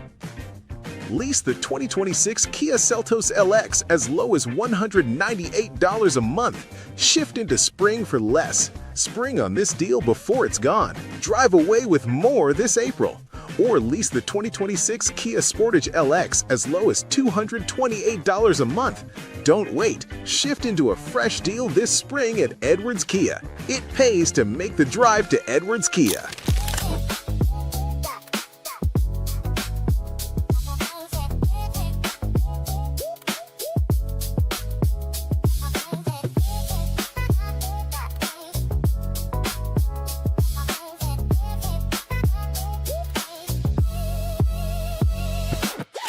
Yeah, Thomas is great, honestly. I think he allows us to just go do not necessarily whatever we want to do, but kind of just go play our game and go figure it out ourselves, which is honestly great, instead of having, he could just tell us exactly what to do all the time, but he lets us go out and do whatever we want, which is just great. He has full trust in us all the time. Yeah, I think our practices are pretty designed to always be working on that setter-hitter connection. We always have this chunk of time where that's really all we work on. We work on our different routes, working on, even if a set is perfect, kind of how we can score in different ways. And then just, honestly, just the way our practices are built is to just work on that all the time. Yeah, I think right now me and Merritt are kind of in the same boat. We just kind of went in on a little bit of a whim, and this whole season we've kind of always just been on the same side together. So to be able to put that into gameplay together is just that much more special.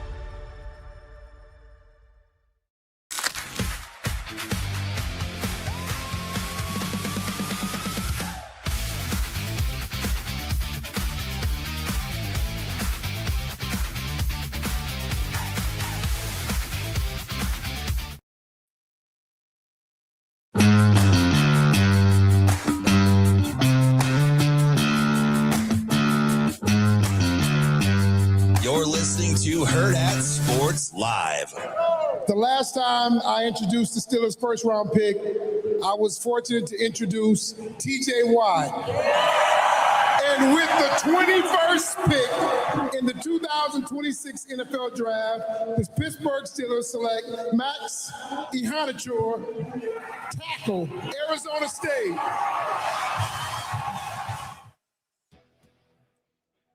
Welcome back, Hurrdat Sports Live. That's DBM Ravi Lulla here at Hurrdat Sports HQ. So I think I was right. Ihanachor. Yeah, I thought the CH might be soft though. Chores. I don't know. I've heard multiple people say it different ways, so I have no idea. Maybe it'd be one of those things like A-Chain Travis, who after like 6 years in the league, he's like, it's, hey, it's not ATN. Or it's like A-Chain. Mitch Ballock, who all of a sudden was like, yeah, it's not Ballock, it's Ballock. It's like, oh, so you're a senior now. You could have told us. Sometimes you just don't want to correct people. It's fine. It's true. I mean, people do the Ravi thing a lot. And I'm like, I don't care that much. It's whatever. Ravi. Shane would call you Robbie for years. It's like he didn't know you. He didn't call me Robbie. He like got the yips when he was on the phone with people, where he would say, like, whenever he would talk to me, he'd say my name normal and fine and correct. And then as soon as he would try and pronounce my name for somebody on the phone, he like couldn't say it right. Do you remember that? I just remember a lot of Robbies. There was a lot of that was before this show. Can I see that needle size? Yeah, just a second. Let me finish pulling this real quick. Oh, so that goes into the tube, not in. Yeah, this is not one. Yeah, because that's a. Oh yeah, this is a heavy gauge. It's just to pull the insulin quicker. Is it thick? Because that's a big needle. Yeah. This is a big one. This is not a. Is it closer to oil than liquid? No, it just helps you. It helps pull it faster just because there's so much of it. It's thick. Can I go back and get something on the Makai Lemon KC Concepcion thing real quick? Yeah. So go ahead. The contention was that you've seen Lemon erased from Cornflakes. games. I don't like Lomu. I haven't liked somebody that I trust that does this for a living. He kind of turned me on. I don't love Lomu at all. Yeah. Yep. So the contention was made that you've seen Makai Lemon erased from games. Fair. In your mind, as you're a defensive coordinator, right? Like, let's say, hey, they've got a really good wide receiver. If you hold him to what, have you shut him out of the game? Like, what in your mind? Is there a number that you think of, or how do you? No. Is it impact? No. I mean, we've had games, it's like, well, hey, if Amarion only has X amount of targets. Sure. Or Jensen or Lofton, but it's more targets though. Yeah. Okay. Because it depends on what we're trying to do defensively. So targets is going to be harder for me to tell based on stats. Yeah. I mean, because from what I can gather, and Stat Broadcast keeps track of it. Yeah, the targets. I don't even know. I don't even think Lemon was targeted. He probably didn't have more than 4 or 5 targets against Nebraska. No, he didn't. And that was, again, and this is why I go back to the Sierra Wright thing. That was a very common theme with Sierra Wright last year. People didn't throw at him very often. Yeah. And so. And that was after he's playing in the slot too. I'm going in and I'm looking at, okay. In my mind, I'm like, all right, if you hold an elite wide receiver under like 50 yards, you had a pretty good Is day. this compared to his average or? This is just in general. So maybe that's too broad. It's for the sake of the exercise, I'll humor you. So that happened to Makai Lemon 3 times last year. Okay. It happened to KC Concepcion 4 times last year. What was Concepcion's yards per? So I need to know what their total, and I should know because I just went round and round with Lemon and Jacob. I'll give you the totals. 61 receptions, 919 yards, 15.1 per reception, and 9 touchdowns. That's Concepcion. Mm-hmm. Makai Lemon. What's that? YPCs? 15.1. Okay, because then I got to get into the, what I was doing with Branch, right?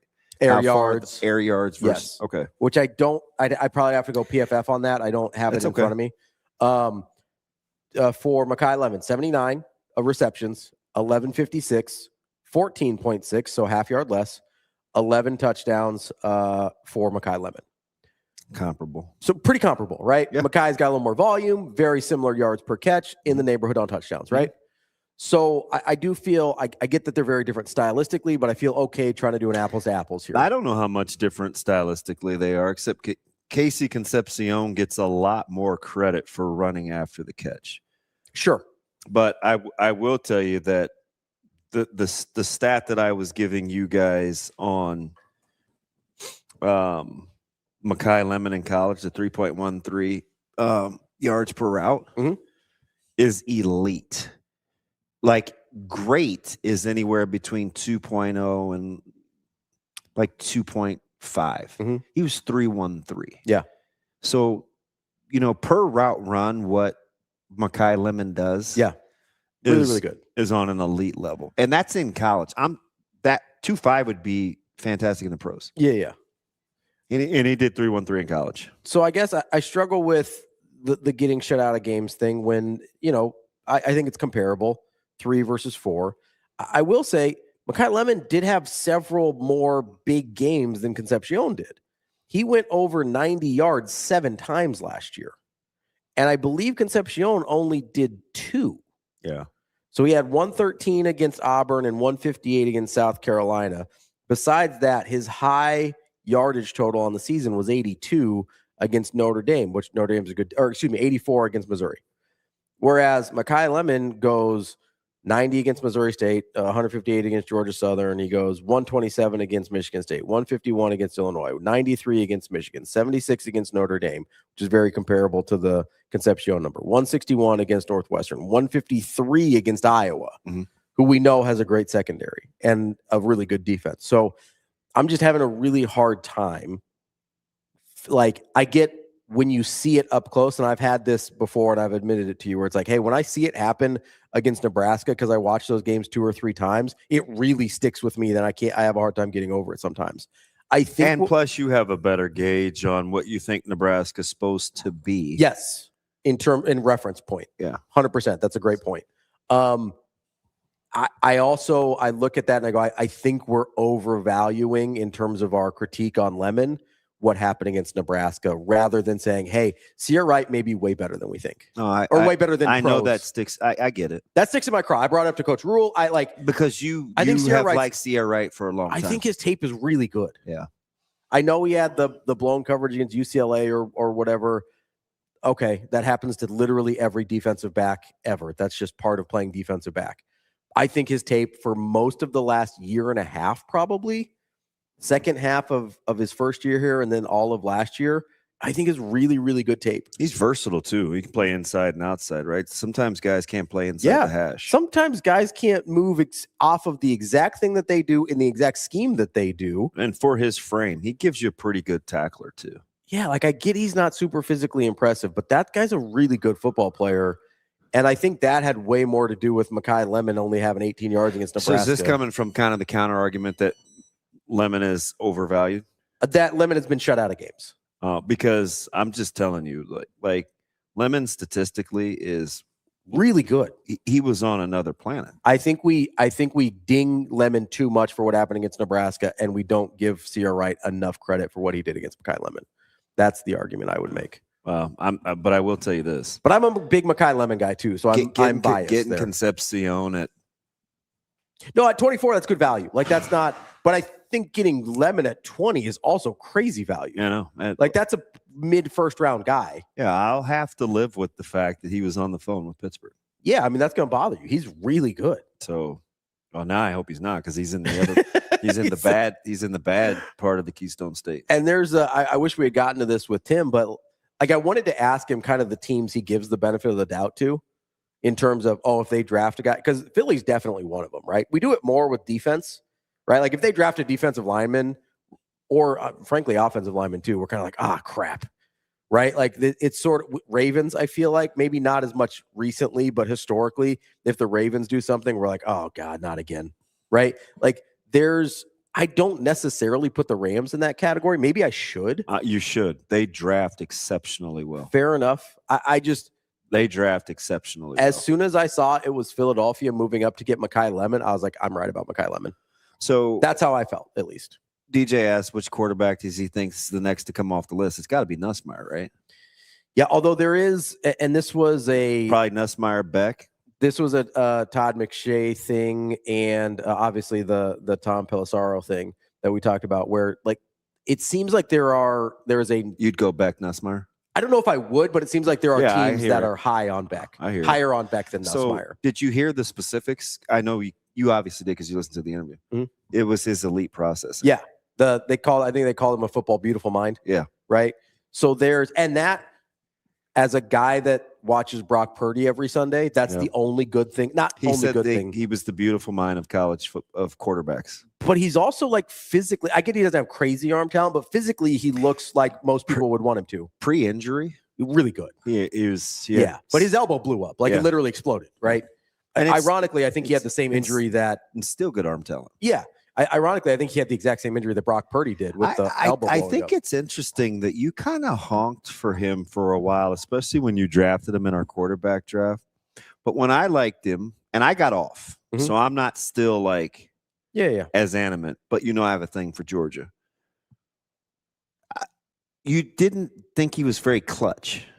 So I do wonder about some of his decision making in late game moments. He did put together the big drive against Indiana to get him back in. It was 100%. a big boy. That's a big boy drive. 100%.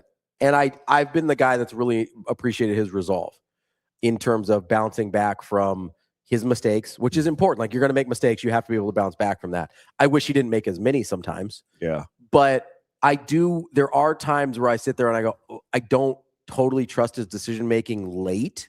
And I don't know if that's an anecdotal thing with me having seen a couple bad situations or if it's an actual problem. But my thing with Beck is overall, he is just a guy that has been highly productive against really good competition and won a ton. But it seems like we just know too much about him. So we're like, eh. Yeah, that's Klubnik. Might Like be Drew that, like, Aller. Although Drew Aller's workouts, I think, were better than people thought. I mean, I Even expected though he's him a to have 5-star coming out. I expected him to have great workouts. It's the actual football part that concerns me. You keep saying that, and I would have to argue. I was like, dude, this guy was like 22 and 3 touchdowns to interceptions. You're like, yeah, but he threw the ball 5 yards. I'm like, he was that one year. I don't think he's been good enough given his talent for me to like, yeah, you're going to take a flyer on him in like the 3rd or 4th round because there is a certain level of talent there. So that's Nussmeier, that's Beck, that's Klubnik. Yeah. That's Aller, that's Taylor Green. I don't love Cole Payton. I don't love Klubnik. I don't either. I think I'm out on Klubnik. Out of all those guys you just mentioned. But why is so everybody apparently had a brain fart for Clemson. I think if you give me all of those guys, I take Klubnik last out of that group. We'll see. And probably Aller second to last. I'm taking Payton before both of them. And I might take Payton before Taylor Green. I don't know what to do with Taylor Green yet. Well, if you're basing it on athleticism, you got to take Green. Right, but I mean, I'm not basing it off athleticism because generally that's not the skill set that translates best to quarterback. That's a good point. You know what I mean? And it's not like Cole Payton's a bad athlete either. So no, pretty damn good. Pretty good. Let's take a quick break. That's DB. I'm Ravi Lulla. We've got Mike Sautter coming up next year from Hurrdat Sports and NebPreps. It's time to shift into spring at Edwards Kia. Lease the 2026 Kia Seltos LX as low as $198 a month. Shift into spring for less. Spring on this deal before it's gone. Drive away with more this April. Or lease the 2026 Kia Sportage LX as low as $228 a month. Don't wait. Shift into a fresh deal this spring at Edwards Kia. It pays to make the drive to Edwards Kia.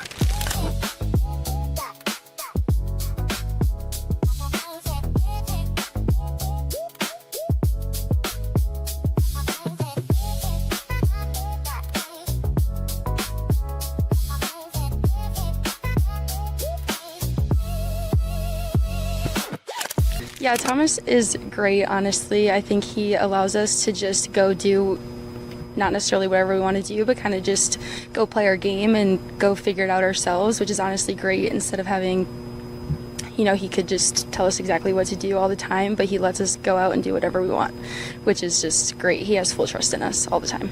Yeah, I think our practices are pretty designed to always be working on that setter-hitter connection. We always have this chunk of time where that's really all we work on. We work on our different routes, working on, even if a set is perfect, kind of how we can score in different ways. And then just, honestly, just the way our practices are built is to just work on that all the time. Yeah, I think right now me and Merritt are kind of in the same boat. We just kind of went in on a little bit of a whim, and this whole season we've kind of always just been on the same side together. So to be able to put that into gameplay together is just that much more special.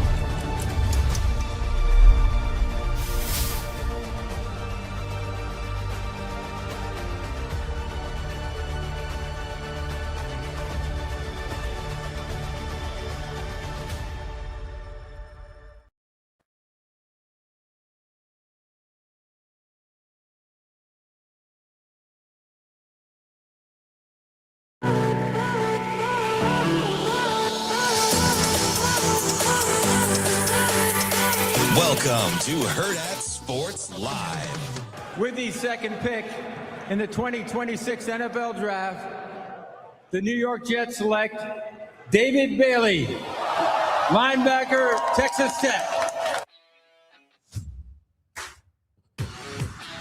Welcome back, Hurrdat Sports Live, presented by NextGen Male Medical. That's DBM Ravi, Lulla here at Hurrdat Sports HQ. We are joined now by Mike Sautter from Hurrdat Sports and NebPreps, wearing his JETS Jets shirt. What's going on, Mike? How we doing? It was a great night to be a New York Jets fan. Yeah, I know this is the best night to be a Jets fan every year, right? Like, you're always excited about. You liked the linemen they got the last couple of years. Like, this is as good as it's gotten for you, huh? I feel like we're moving in the right direction. Okay. So, and we didn't take Ty Simpson. That helps. At 16, which it was going to be a thing, which is fine. Let the Rams take that guy, figure it out. I trust what the Rams do, I guess, and they're just getting the benefit of the doubt, I think, on that one, when they should have maybe drafted someone to help them win a championship this year. But I did talk myself into yesterday. Finally, okay, I want the Jets to take Arvell Reese. And then I'm like, all right, I get it. You go with the production. Either one of those guys would have been fine for me, like at number 2, because, it's fine. They're the two, best, I guess, defensive players. There was a little piece of me that was like, take Jeremiah Love at 2, but that's a little bit high. Listen, you were driving me crazy yesterday. I tried my best to talk you off of that dumb philosophy, but you got to do you.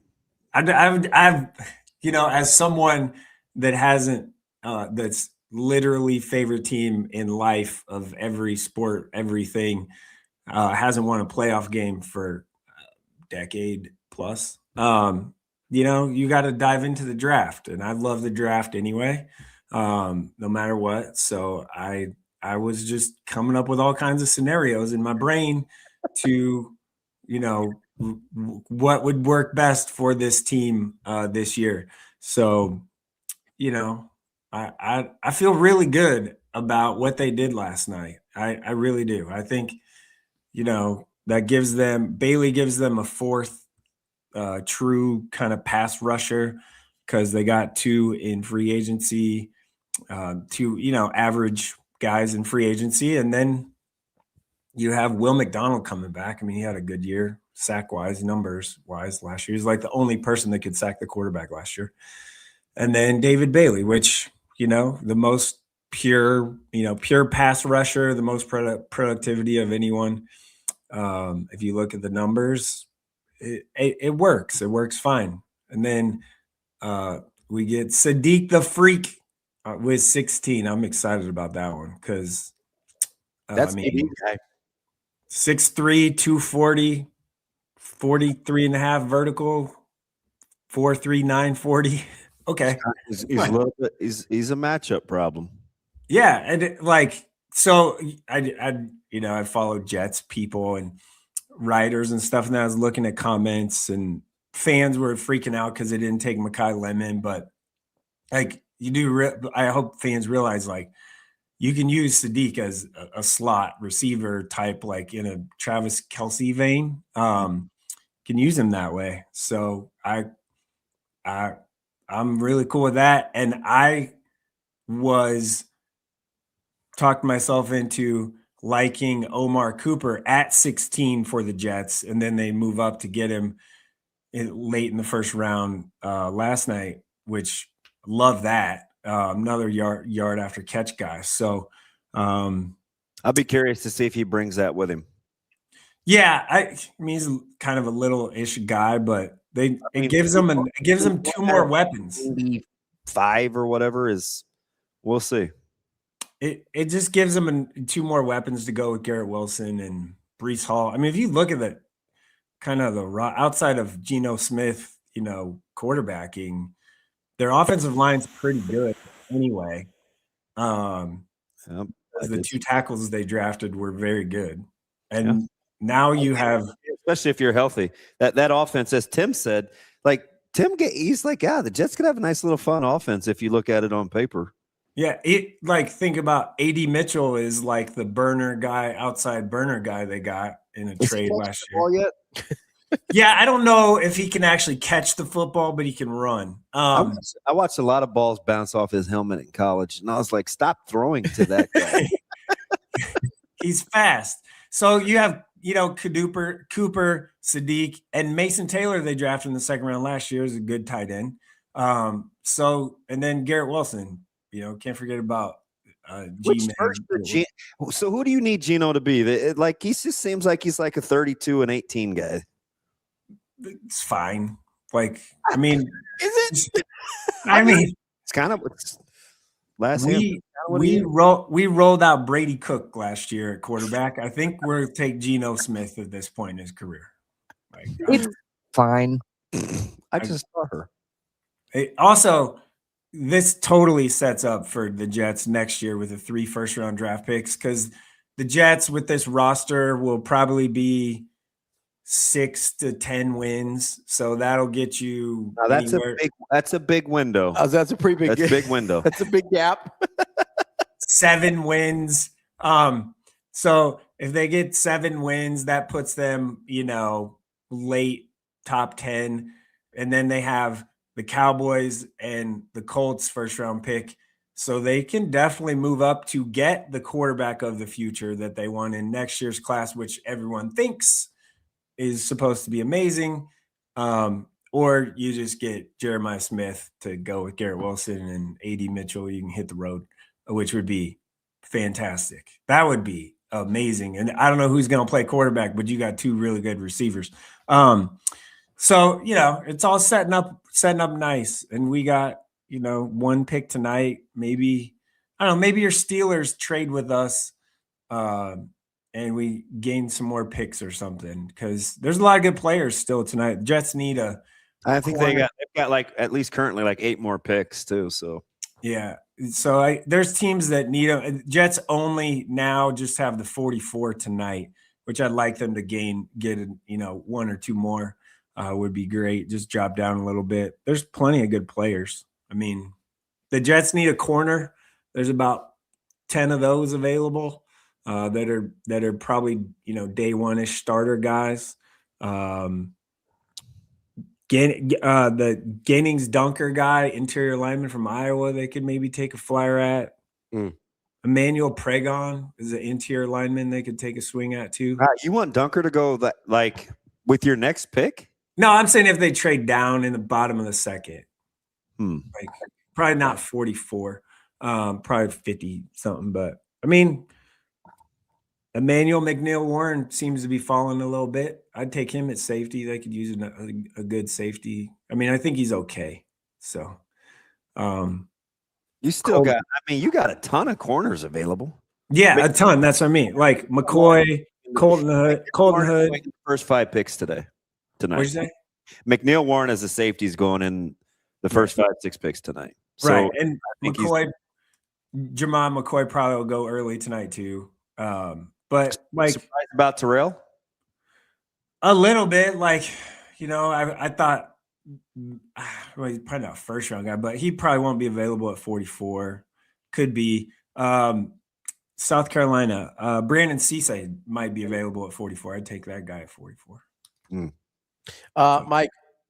Oh, go ahead. I know. We can keep talking about the Jets all day. No. I'm over the Jets. I'm ready to move on. I've been. I was telling my little homie over here, like, we need to get to the 5 for 5. It's on the lips of many. You guys, this may be a hot take. I just don't see how they could. I just don't see how they could pull it off.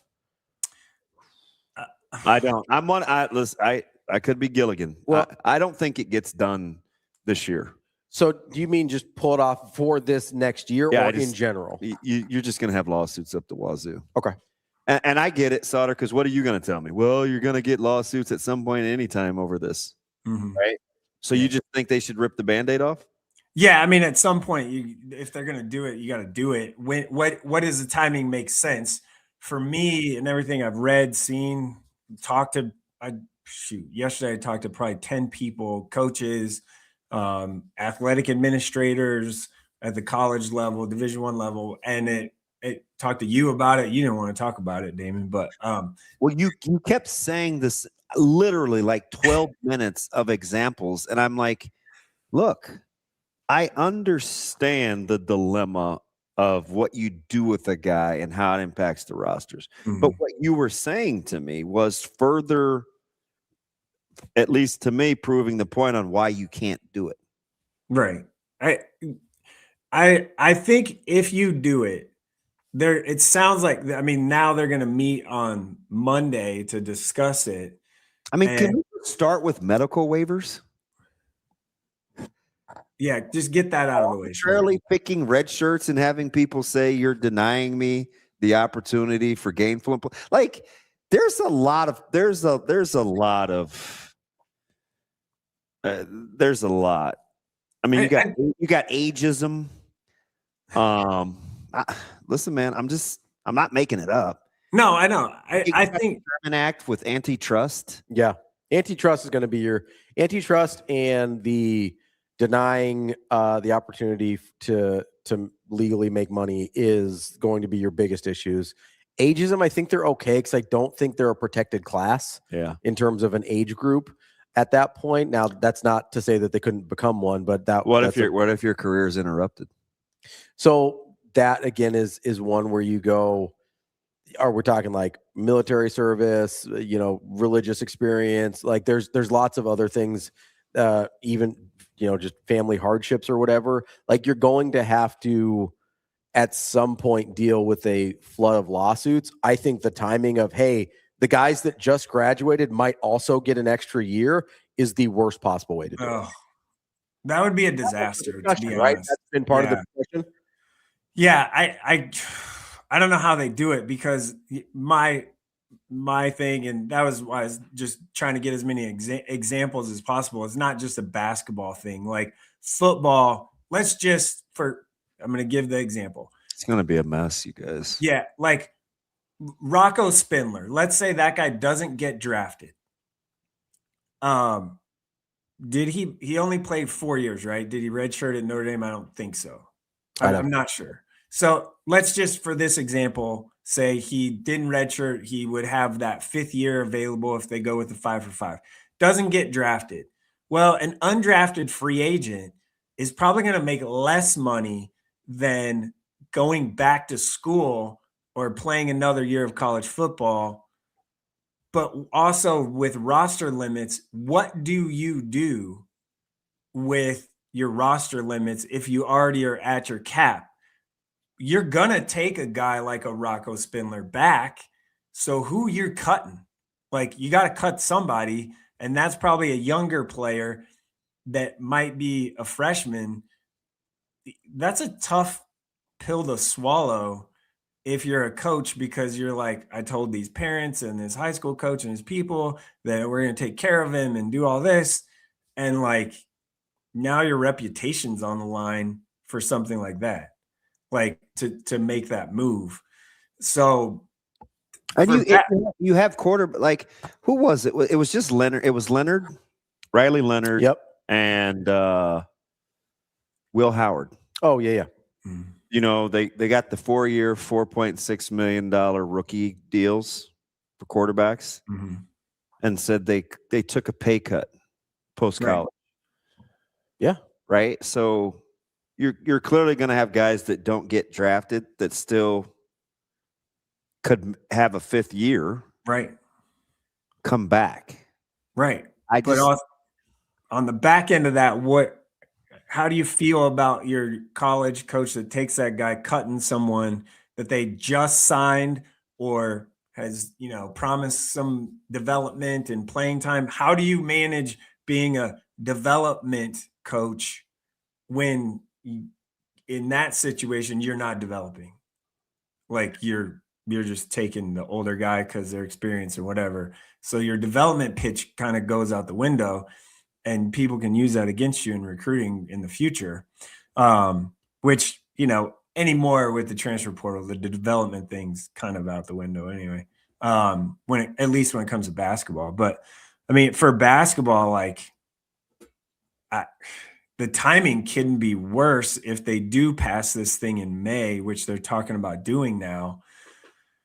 Like, if people don't have roster spots open anymore, which schools – at this point there's a lot of schools that have just pumped the brakes, just hard break. Where you're going to spend your NIL.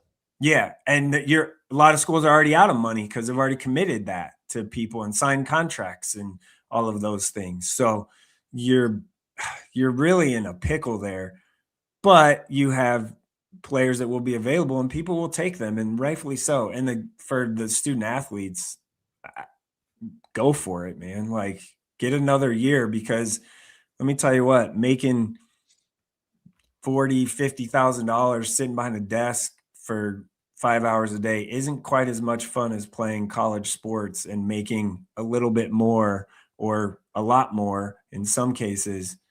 Like, go do that. Don't start your career, that soon, because, make more money doing something you love doing. I don't blame people for that at all. It's just, I think if they do it, they should do it.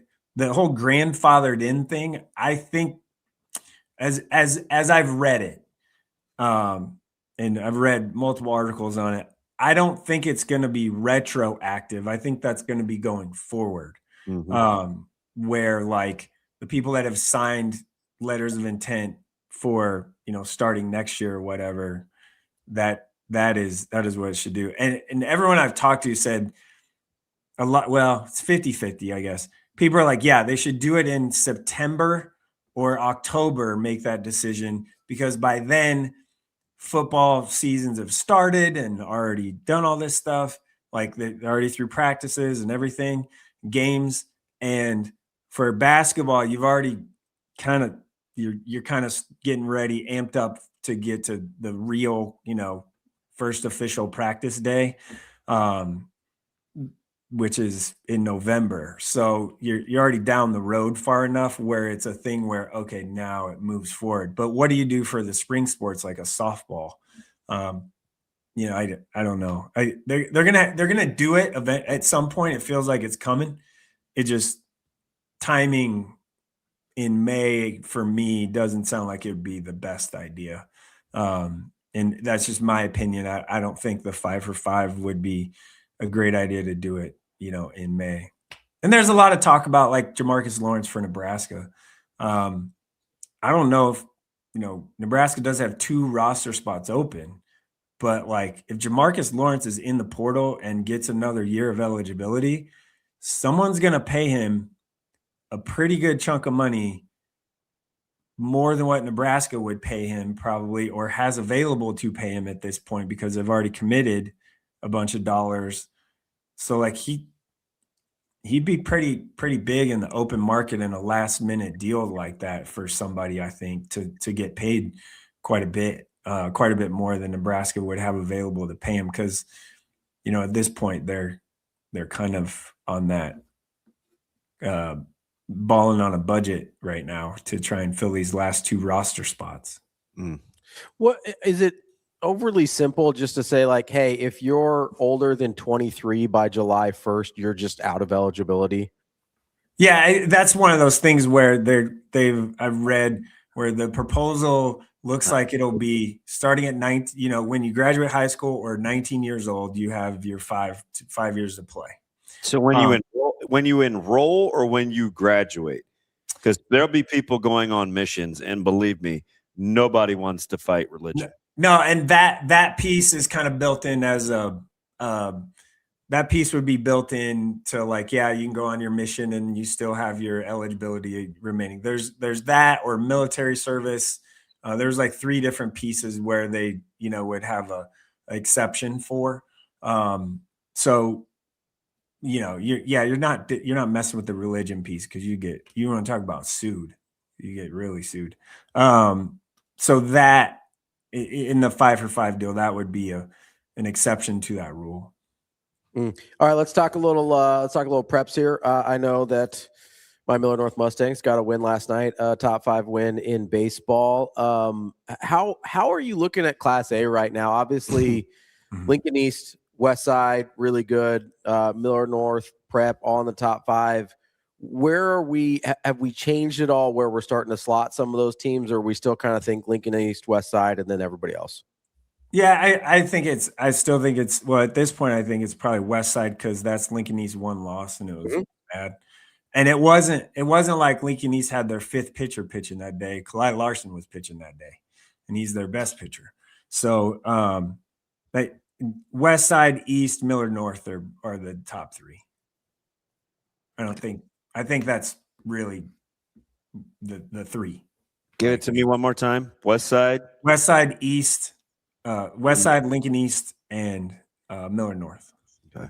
What's the gap? I think that's gonna be how the wild card. What's the gap like? What's the gap like next to number 4? Not super far. I think that you're probably looking at like a Prep is 4. Southwest is in that group of 4, but they just played Lincoln East the other night and got beat pretty bad. They're probably going to end up playing maybe again this weekend in the Lincoln East invite. That championship game is on Saturday at 1 p.m. at Hartog in Lincoln. And then you have like Grand Island's in that also. I think Waverly, Class B schools in that tournament, which is good. And then the Papio invite is this weekend with like Papio South, Millard South, Elkhorn South. Those teams are kind of in that next group or tiered, you know, down, if you will. But the gap between like a Prep at probably 4 as we sit today isn't super far, but there's a gap. Okay. Hey, Jerome. AB for track is the 20th and 21st, right? And CD is the 22nd, 23rd? State track, yep. Yeah, state track. I believe that is correct. Let me pull up my calendar. How are you going to divvy up the team with state baseball, A, B, and C on the 22nd? Well, we're gonna have people everywhere. Everywhere, yeah. You got got Fricky, you've got Warner, you've got Papio La Vista South, and then you've got track split days too. Yeah, you have so Christian is our track guy. So Christian will handle track. We'll probably have one or two other people at track to help him out. And then I'll probably do baseball for the semis or obviously the baseball finals. But then you have state soccer right before that too. So for 8 days. So we will have that's why we have an army of people to get it all taken care of and done. So yeah, 20th and 21st for Class A, 22nd, 23rd for. What color is our army? We can't really use red army. Like, what color is your infantry? Well, I think the NebPreps branding is that really great blue and yellow colors. Yeah, the Navy. Okay. Yeah, Navy. So maybe we're a Navy more than an Army. Yeah, we're a Navy. There you go. That's a better. Yep. The Navy of NebPreps people will be out and about for sure. So now I got to get Jacob to do something in the spring here. So like, hey, you know what? He'd be all in on Skylar soccer. Yeah. Like I think we should put him on Skylar soccer. I mean, they're 1 and B. He's on soccer watch. Yeah. Didn't they just have their winning streak snap though? He would love the soccer beat. He's been busy. Southwest girls soccer in A. Yeah. Southwest girls soccer in A is great. They play tonight, by the way. The Hack Championship in girls soccer got moved from last night to tonight, and they play Kearney, who is very good. They played last time, I think it was 2-1 the last time they played. So that's a pretty big game, and that's our number 1 and number 2 in our Class A girls coaches poll playing again tonight at 6 p.m. at Seacrest in Lincoln, and I will not be there. But we should have taken a quick roadie to Champaign. Yeah, why is that? Watch baseball. Oh, it's never too late. We got time. Go see your boy Evian. We would still make the first pitch. Hey, there's a bunch of high school baseball games today, this afternoon. Actually, right now, 9:30. The Papio invite moved to today at 9:30. So 9:30. What would that be? 9:30, 12, 2:30, 6, something like that, all day. Fricky and Papio South. You just roll up there. Somebody's playing. We love a little day baseball. I spent an inordinate amount of time at Fricky last year too, so I would probably migrate towards Papio South this year. Hey, also Fricky, if no one has been there yet, like if you haven't been there since they redid it, 2 years ago, it's great. I thought it was an amazing complex. I still can't see the scoreboard that great, but that might have more to do with me. No, it's kind of out there, and it's the older one. It's hard to see. You can put those readers on. I know, right? And Ravi put the lenses back in my beat around ones, but I thought it was fantastic. Yeah, I watched a ton of Central City and Malcolm out there. I think I was there 3 days. And it was really nice. Is Fricky the one out there by Halleck? No, it's off of like First Street in downtown Papio. Yeah. Okay. Fricky's downtown Papio. Yeah. Yeah. I was there like 2 weeks ago. From like Sauced. Isn't that Halleck Park though? Isn't that the name of the whole park? Across the street, I think it is Halleck. Oh, okay. Yeah. That's a nice park. Instead of turning right, turn left. So I haven't watched a game at Fricky since then, but they've got east, I should say. It was pretty. No, I got you. It's one of the few places in town that has lights on their tennis courts. Yeah. So like of course. Halleck is really nice. Like it's a nice park in general. They've done a lot of work with that. With this guy, it always circles back to tennis. You got to do something. Are there weeds growing in the tennis court over there? Or no. No, it's nice. They took good care of it. I think they resurfaced it. They got lights. It's nice. They must have a concrete lawn care guy that you do, Sautter. I haven't been. Yeah, my yard this morning. I woke up and I looked outside and I was like, "Buddy, we're on a heater right now." Didn't get messed up by the storms at all. You're okay. The rain cleaned it up a little bit. Nah, I actually I bought a new mower the other day, and I didn't need to mow, but you got to. You got to. Yeah. I even so much as picked up like a little bit of the grass clippings And I walked inside. I had them in my hand. I showed my wife. I go, look how much better this mower cuts. Look at these little fine grass clippings. This is amazing. Please tell me it's not electric. Hell no. Okay. No. I just was asking. What was your wife's reaction to you showing her grass clippings? She knows it's my thing. So she was like, oh, okay, that's great. Probably like, oh, did those go in a bowl? No, she was, yeah, no, the yard is looking good. The yard's looking really good, as it should. I did turn the water off because it rained yesterday. It's supposed to be Monday, Wednesday, Friday, 20 minutes a zone, because you want the deep water into the roots. Oh my God, you weirdo. All right, good talking to you, Mike. That ain't wet. Hey, no, it's a Chubb. What? That ain't wet. Never mind. Nick Chubb. We're talking about running backs. We're back on the draft. Running backs. Anybody have a Nick Chubb comp in the draft this year?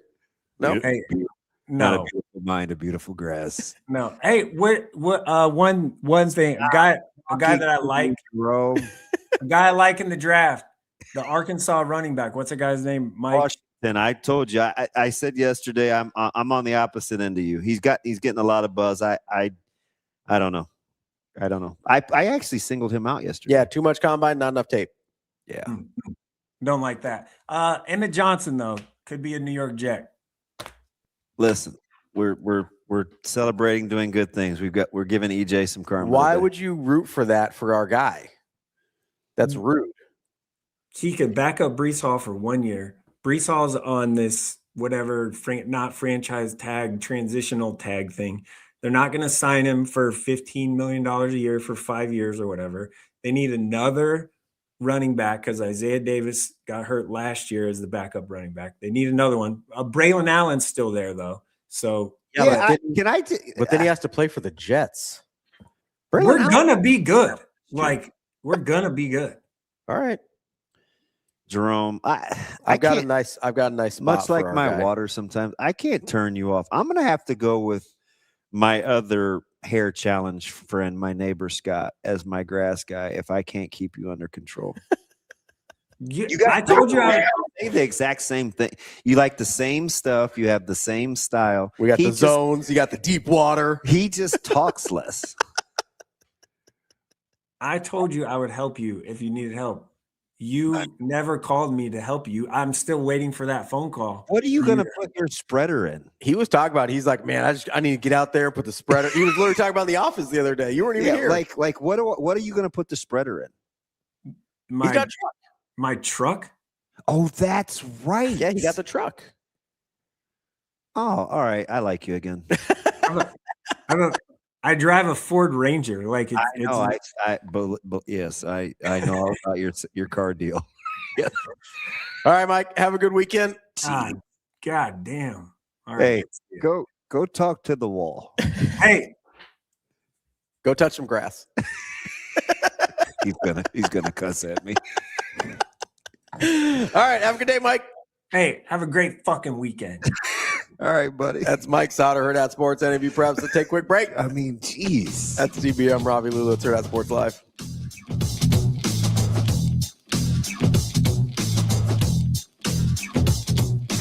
It's time to shift into spring at Edwards Kia.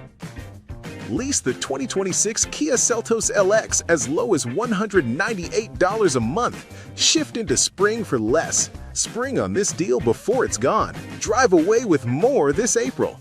Or lease the 2026 Kia Sportage LX as low as $228 a month. Don't wait. Shift into a fresh deal this spring at Edwards Kia. It pays to make the drive to Edwards Kia.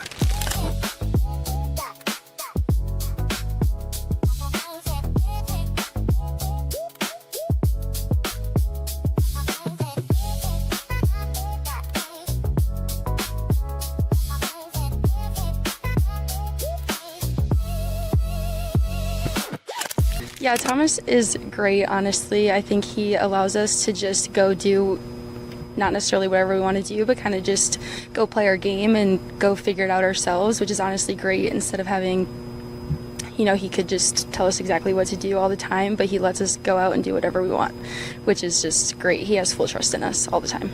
Yeah, I think our practices are pretty designed to always be working on that setter-hitter connection. We always have this chunk of time where that's really all we work on. We work on our different routes, working on, even if a set is perfect, kind of how we can score in different ways. And then just, honestly, just the way our practices are built is to just work on that all the time. Yeah, I think right now me and Merritt are kind of in the same boat. We just kind of went in on a little bit of a whim, and this whole season we've kind of always just been on the same side together. So to be able to put that into gameplay together is just that much more special.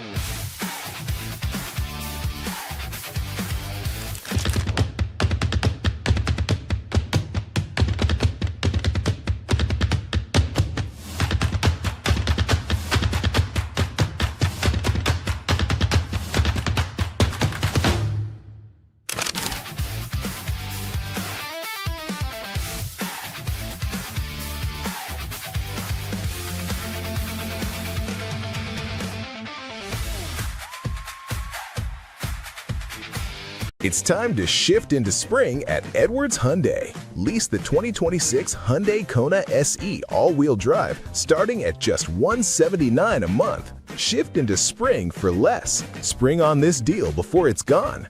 Drive away with more this April or save up to $7,000 off MSRP on the 2026 Hyundai Palisade XRT Pro. Don't wait. Shift into a fresh deal this spring at Edwards Hyundai.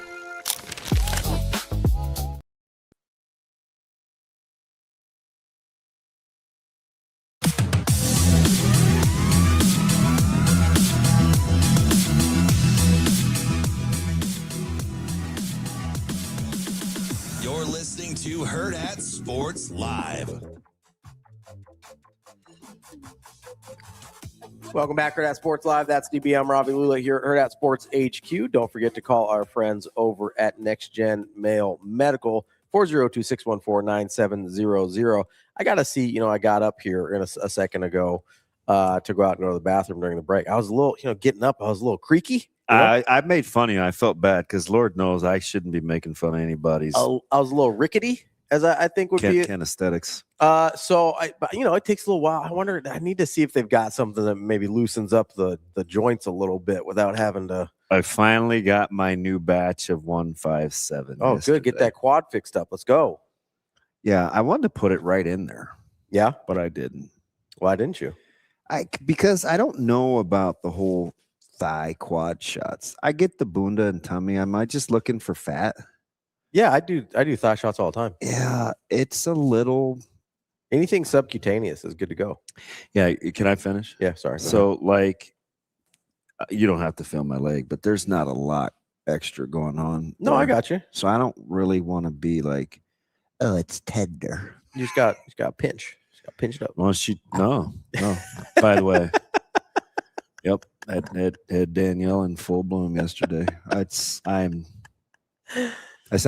talking bad about you. But I'm kind of afraid. I like her. Of course you do. You're the same person. It's the same person. It's almost like you attract a certain type of person in your life, DB. Yeah, whatever. You can miss me with that. I would miss you. Be like, hey, DB, where you go? Yeah, I walked in and she said, can't be eating 22-ounce steaks in one sitting. I was like, who told? I think they might listen to the show. I only text that to Nick. Oh, well, he definitely told on you then.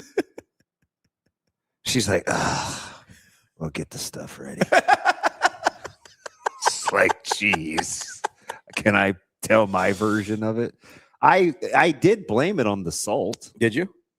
Yeah, I'm sure it had a lot of. Dude, I dry brined it.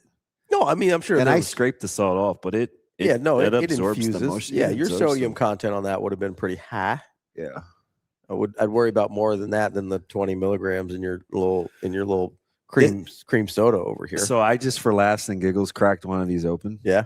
Yeah, it's exactly what you say. It is wet powder, if there is such a thing. Oh, by the way, I don't know if I know only like 3 people that work here listen to the show, but the protein pops in the fridge are open game. That's the first time I pulled the fridge open and not the freezer. Yeah. It's giving me office microwave vibes. Get that thing cleaned up. And how old is that tuna that's in the plastic container? That's gotta be Austin's. Yeah, get throw that away. He's the only one microwaving tuna in this office. He brought it. He paid for that. He actually bought tuna salad. It has a sticker on it. Oh no! Why don't you just make it? I don't know. Maybe it's not complicated. I don't know. He does cook at his house a lot, so I don't know. Maybe and he's cheap. Maybe it's not him. Maybe it's somebody else with the tuna salad. No, this says the guy that does buy chicken salad. He did. We went I told to, you Costco's chicken salad is elite. If you're talking about the tuna in the fridge, it's Austin's. Yeah, that makes sense. Look, we haven't heard from Rico all day until it comes time to tell. Tuna salad ain't me. I'm jumping in. Tuna salad ain't me. Sasha says it's Avery. Wow, she paid for that? Wow. Look, everybody's afraid to be mean to Avery because she's nice to everybody. So everybody stop the criticism. I'm not. I'm mean to Avery all the time. So I like to. Yeah, speak for yourself, DB. I'm mean to her. So you're not nice, period. Thank you. That's high praise. See, I like to, every once in a while. This is trash. It is. It's pretty rough. The aftertaste is bad. I'm just trying to get the other 14 grams of protein I missed in the old bum. In the BUM. No, I like to every once in a while, I'll invite people out to lunch and say, hey, you want to? Yeah, you can't do it, man. That's bad.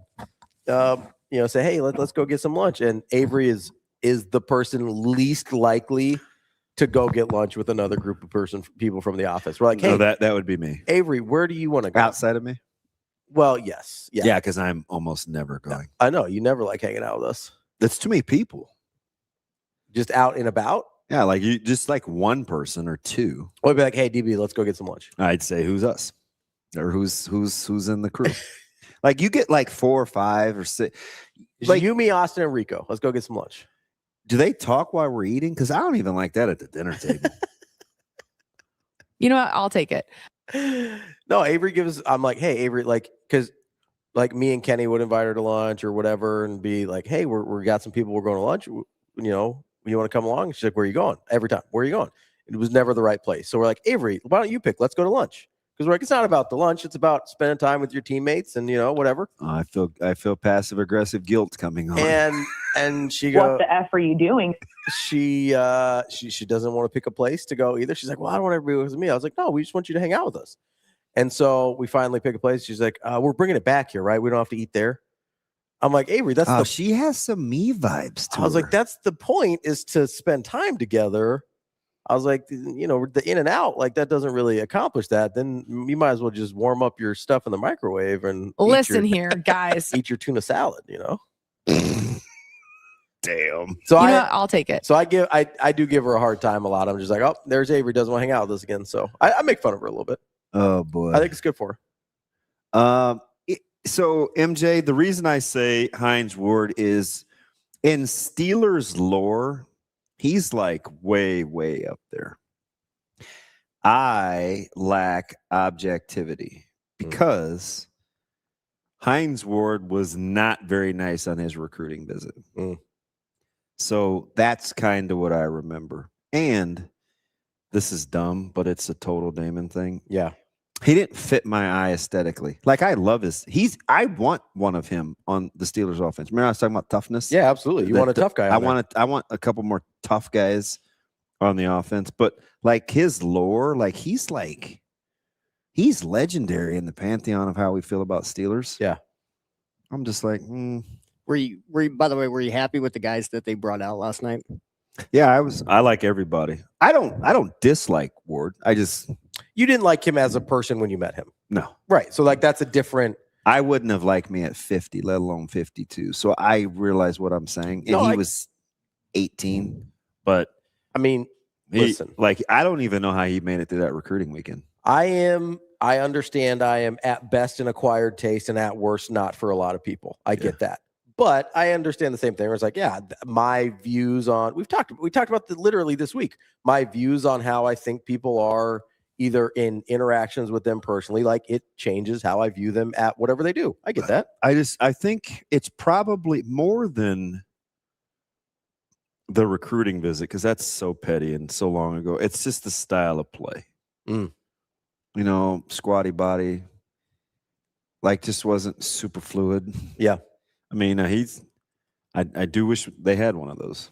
Absolutely. Like all the guys, just toughness. I say the same thing about Nebraska or any team. Like, I want more toughness on offense. I always will take that, because I think quietly it defines a lot of your team's personality. So this is the thing that this doesn't have to be about Dylan necessarily, but I think a personality change at quarterback can go a long way. If for whatever reason I'm not saying Dylan wasn't tough. Like I'm not saying any of that. I don't know what it was like in that locker room, but I'm saying if for whatever reason that personality didn't mesh with the way some of the other guys thought or what they needed in that moment in terms of leadership and toughness and things like that, then just a personality change at quarterback, I think, can go a really long way, because that is the guy that it's easiest to look towards for some of those things. Like there's a reason Diego Pavia really changed what Vanderbilt was trying to do overnight. I understand. Clark Lee is a big part of that, right? Yeah. What he wants, what he's trying to do. But what changed it was when you had a quarterback who was the tough guy. You know who gets a lot of that credit in college? Jalen Hurts. Sure. Even early on in his Philadelphia tenure, it was his toughness. And I know you give me a hard time for hating on Hurts now. I loved him in college. Like, I had a Heisman futures bet on him in college when he went to Oklahoma. Like, I loved Jalen Hurts in college. I loved him coming out in the draft. I was like, hey, he's better than some of these guys that are going to go ahead of him. You told me, yeah. You said that. Like, that's a real thing. And like, I also was not sure about whether he went. Do you remember? He went in the second round. Yeah, right? I thought he was better than some of the guys that went ahead of him in the first round. I thought it was early. Fair. I remember, there's no revisions. I'll eat it. I'm just like, second round. Was he going to be a gadget guy? I thought he did I thought at his year in Oklahoma, Lincoln Riley did a really good job with him in turning him into a more pro-ready passer than he was at Alabama. Dude, read Amazing Daniel's quote. So he immediately got into it with T. Fraze over the Florida Georgia thing and all-purpose quarterbacks. Yeah, immediately. I think that was Friday night. Amazing Daniel says you can tell Ward is an a-hole when you watched him play.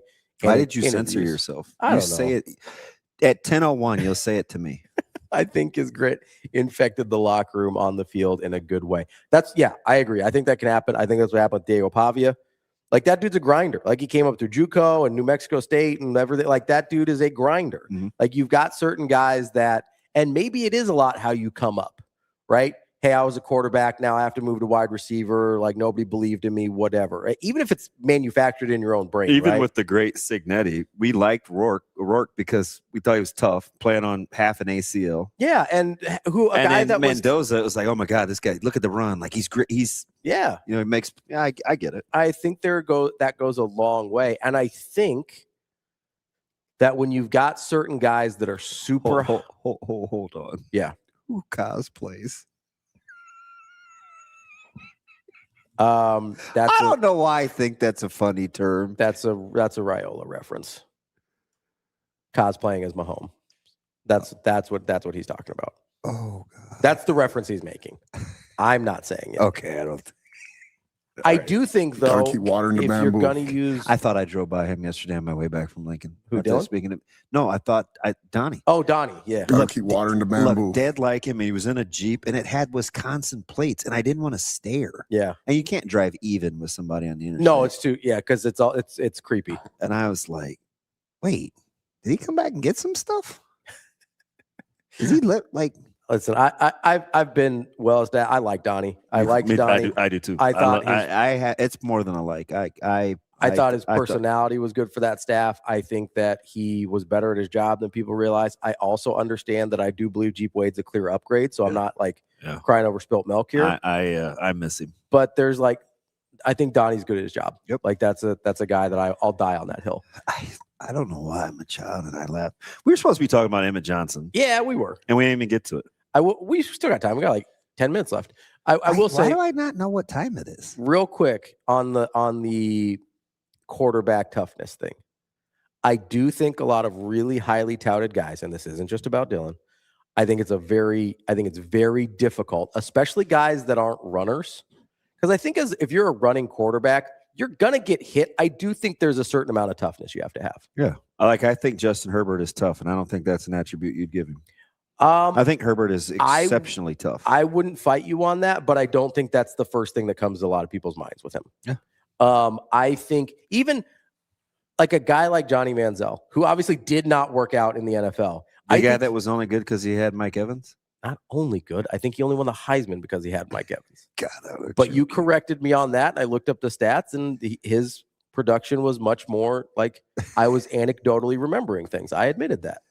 That's a dumb thing to almost lose my mind about, but I almost lost my mind. Listen, you love Johnny Football. That's fine. That's not true either. Biggest fan of Johnny Football. He's everything you want in a football player. Come on, man. I do think he's unbelievably tough, and he was grimy because he came up a certain way. Like he was a 3-star. Nobody really wanted him. Like he was like there's a toughness that he went a whole different direction with it, with the attitude and the arrogance and things like that. But I do think there was especially that first year before everything kind of like he got really big really fast. And I think that was too much for him. Let me ask you something. Go ahead. Of the top 5 quarterbacks in the NFL. Okay. I think we'd reach a consensus. You can say any order doesn't matter. Mahomes, Allen, Lamar, Burrow, and Herbert. Who's your 5th? I don't know if you put Herbert in there. I might. But generally speaking, there's a toughness attribute to him, isn't there? Yes. What do all those guys have in common, though? Peyton Manning, tough. What those 4 guys? Brady, tough. Let's take those 4 guys. What do those 4 guys have in common? Because different styles, right? Very different stylistically. You have 2 runners, mostly 2 pocket passers, mostly. Although they have a lot in common. They win a ton. No, I mean from how they got to where they're at. What do they have in common? Herbert? No. Just the 4. Let's go Mahomes, Burrow, Allen, Jackson. What do those 4 guys have in common? Certainly not all black. Nope. No white. Nope. Right-handed. I don't know. Give it to me. All of those guys were not supposed to be this. Oh, yeah. Patrick Mahomes, 3-star, going to Texas Tech. Yeah. Joe Burrow couldn't get on the field at Ohio State. Was told no at Nebraska, goes to LSU. Lamar Jackson. Is he going to play wide receiver? Is he going to play running back? Josh Allen. The famous fights at Pro Day. 0 offers, 0 stars, JUCO, Wyoming. None of those guys were supposed to be that guy. Interesting. There is an inherent, however you feel about any of those guys, when no one believes in the thing that you ended up becoming, there is an inherent toughness there because you had to go through it to get there. So there is a chance for me. All right. 53's always next year's looking good. Always a chance. Let's talk about Emmett real quick before we I agree, DJ, on Baker Mayfield.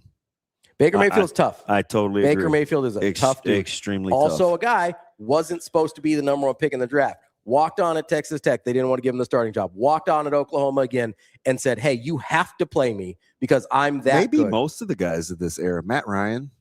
Remember the interceptions? Struggled at BC. Look at all the guys that we think are good quarterbacks. I would guess higher than 90% of them were not supposed to be the guy that they ended up being. That might be the only common denominator. The anti-Tua. The anti-Tua, the anti-Trevor Lawrence, pick a guy. Although I do think Trevor Lawrence is pretty tough. I do too, but he also was always supposed to be a virgin. Now, I think a lot of that toughness is coming through now when he's finally struggled for the first time in his football life. But a lot of guys who struggle for the first time at the NFL level, they don't get better. They don't rally, right?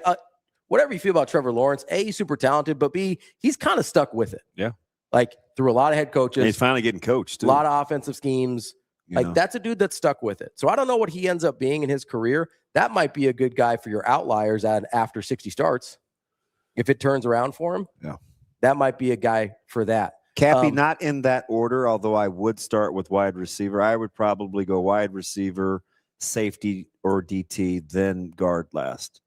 Because that's what I would do. But I agree with those positions 100% with the 9 picks. And I'll also say this, Cappy, they need to get younger on defense. You need to start stockpiling defensive guys because you're paying too much money for your defense. Rico says Stafford, very tough guy, but basically who he was supposed to be. Yeah, but it did have to go time. through it. It took Stafford time. Did really have to. He had to fail a little bit. And that was the same thing with Manning. Basically who he was supposed to be, but really had to go. Did Manning throw 3 picks in his first start? So really had to go through it in the NFL early. Yeah. Right. So Aikman lost. Aikman was 0-for. Yeah, 1-15 or something or whatever. And he transferred when it wasn't a thing. Yeah. Right. Like that's a big deal at that time. Like people who transferred in the 80s typically weren't successful. That's true for a very long time until recently. So I do think there is something to that where I'm not saying you give up on tools and pedigree and things like that, but if I'm drafting a quarterback, he's better have been through something in his life. Let's talk about Emmett super quick here before we get off the air. Where do you like? I kind of tried to do this exercise. I'm trying to learn more about my schemes and football and things like that. I'm doing my best. You're helping me out. Speaking of which, we'll do some more film here later. But Emmett Johnson, from what you think he excels at as a runner, zone duo. I kind of identified the Rams as a good fit for that. Yeah, so I remember you telling me this like a month ago. I called you and I was like, hey, I need some help here. Yeah, I like that. So, I think, that's a good one. So the Rams, that's sensational. So the places that I looked were Rams and Bucks. Bucks are a little more hybrid in their running scheme from what I found. You think he's got some Bucky to him? But I think, and Bucky gets injured a lot.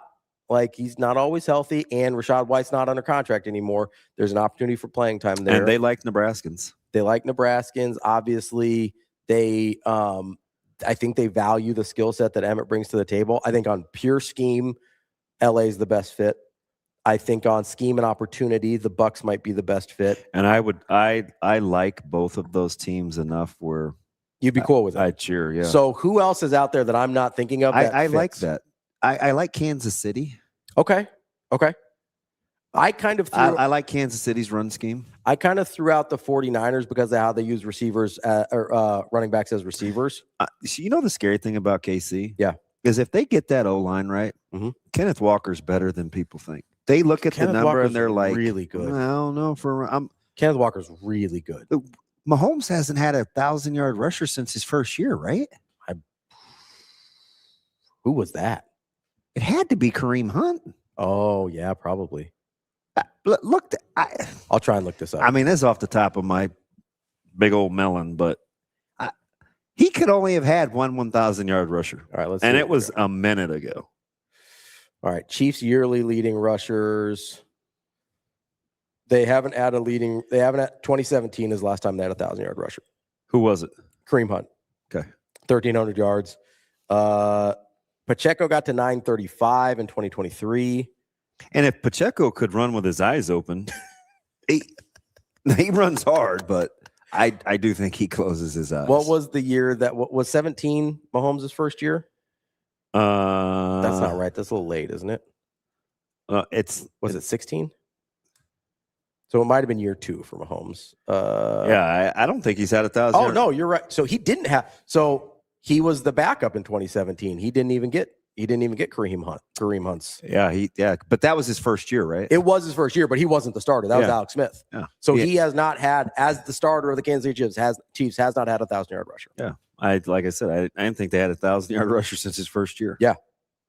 Like that's incredible. Yes. For what they do offensively. And Kenneth Walker's really good. So I get the separation from tight ends. Would you rather see them? And they still have time to fix some of the O-line, but do you want Kelsey's replacement?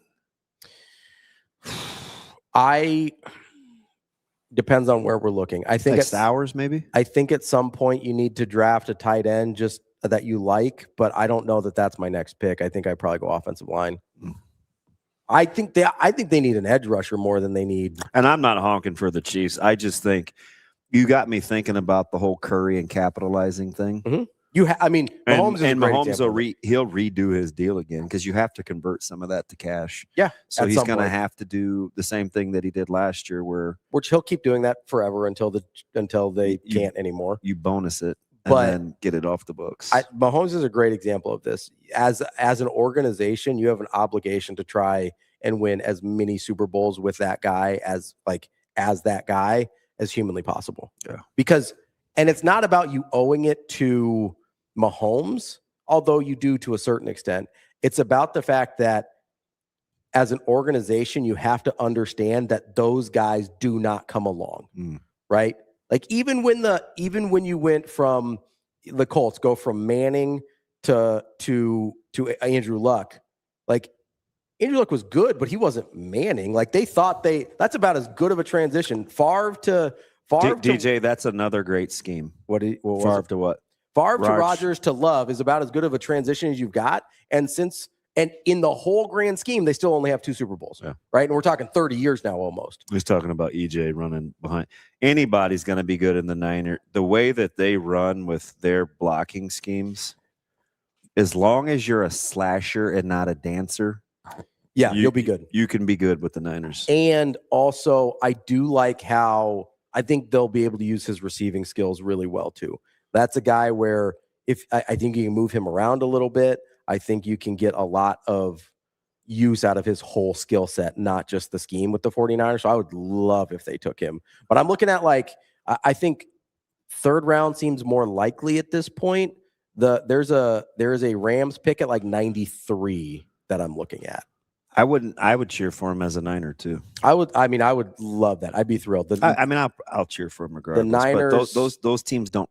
It wouldn't hurt me. The Niners, Minnesota, it wouldn't hurt me. Yeah, so Minnesota, obviously that'd be him going home.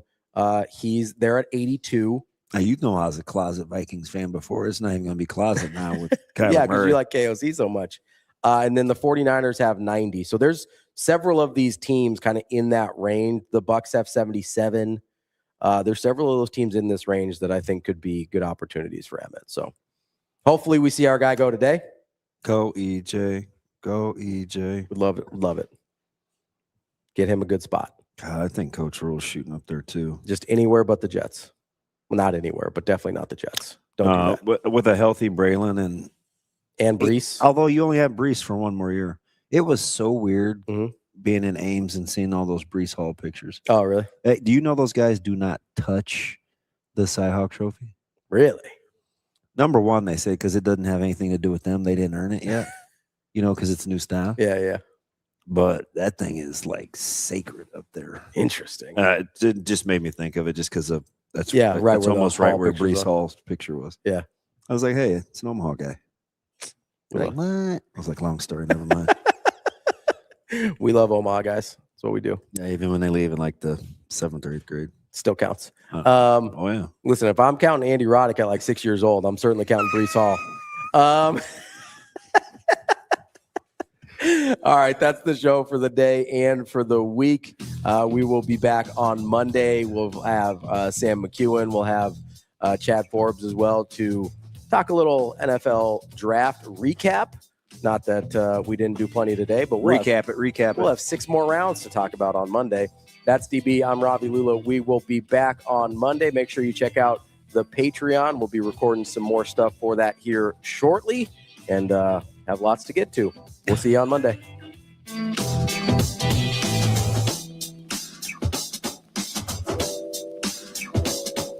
It's the declaration of deals at Edwards Jeep Council Bluffs in Village Point. Lease the 2025 Jeep Grand Cherokee Laredo 4x4, 0 down, starting at just $349 a month for returning lessees. Shift into spring with deals this good only at Edwards Jeep Council Bluffs in Village Point, or at least the 2026 Jeep Compass Limited. 0 down, starting at just $299 a month for returning lessees. Don't wait. Declaration of deals won't last. Get to Edwards Jeep Council Bluffs in Village Point.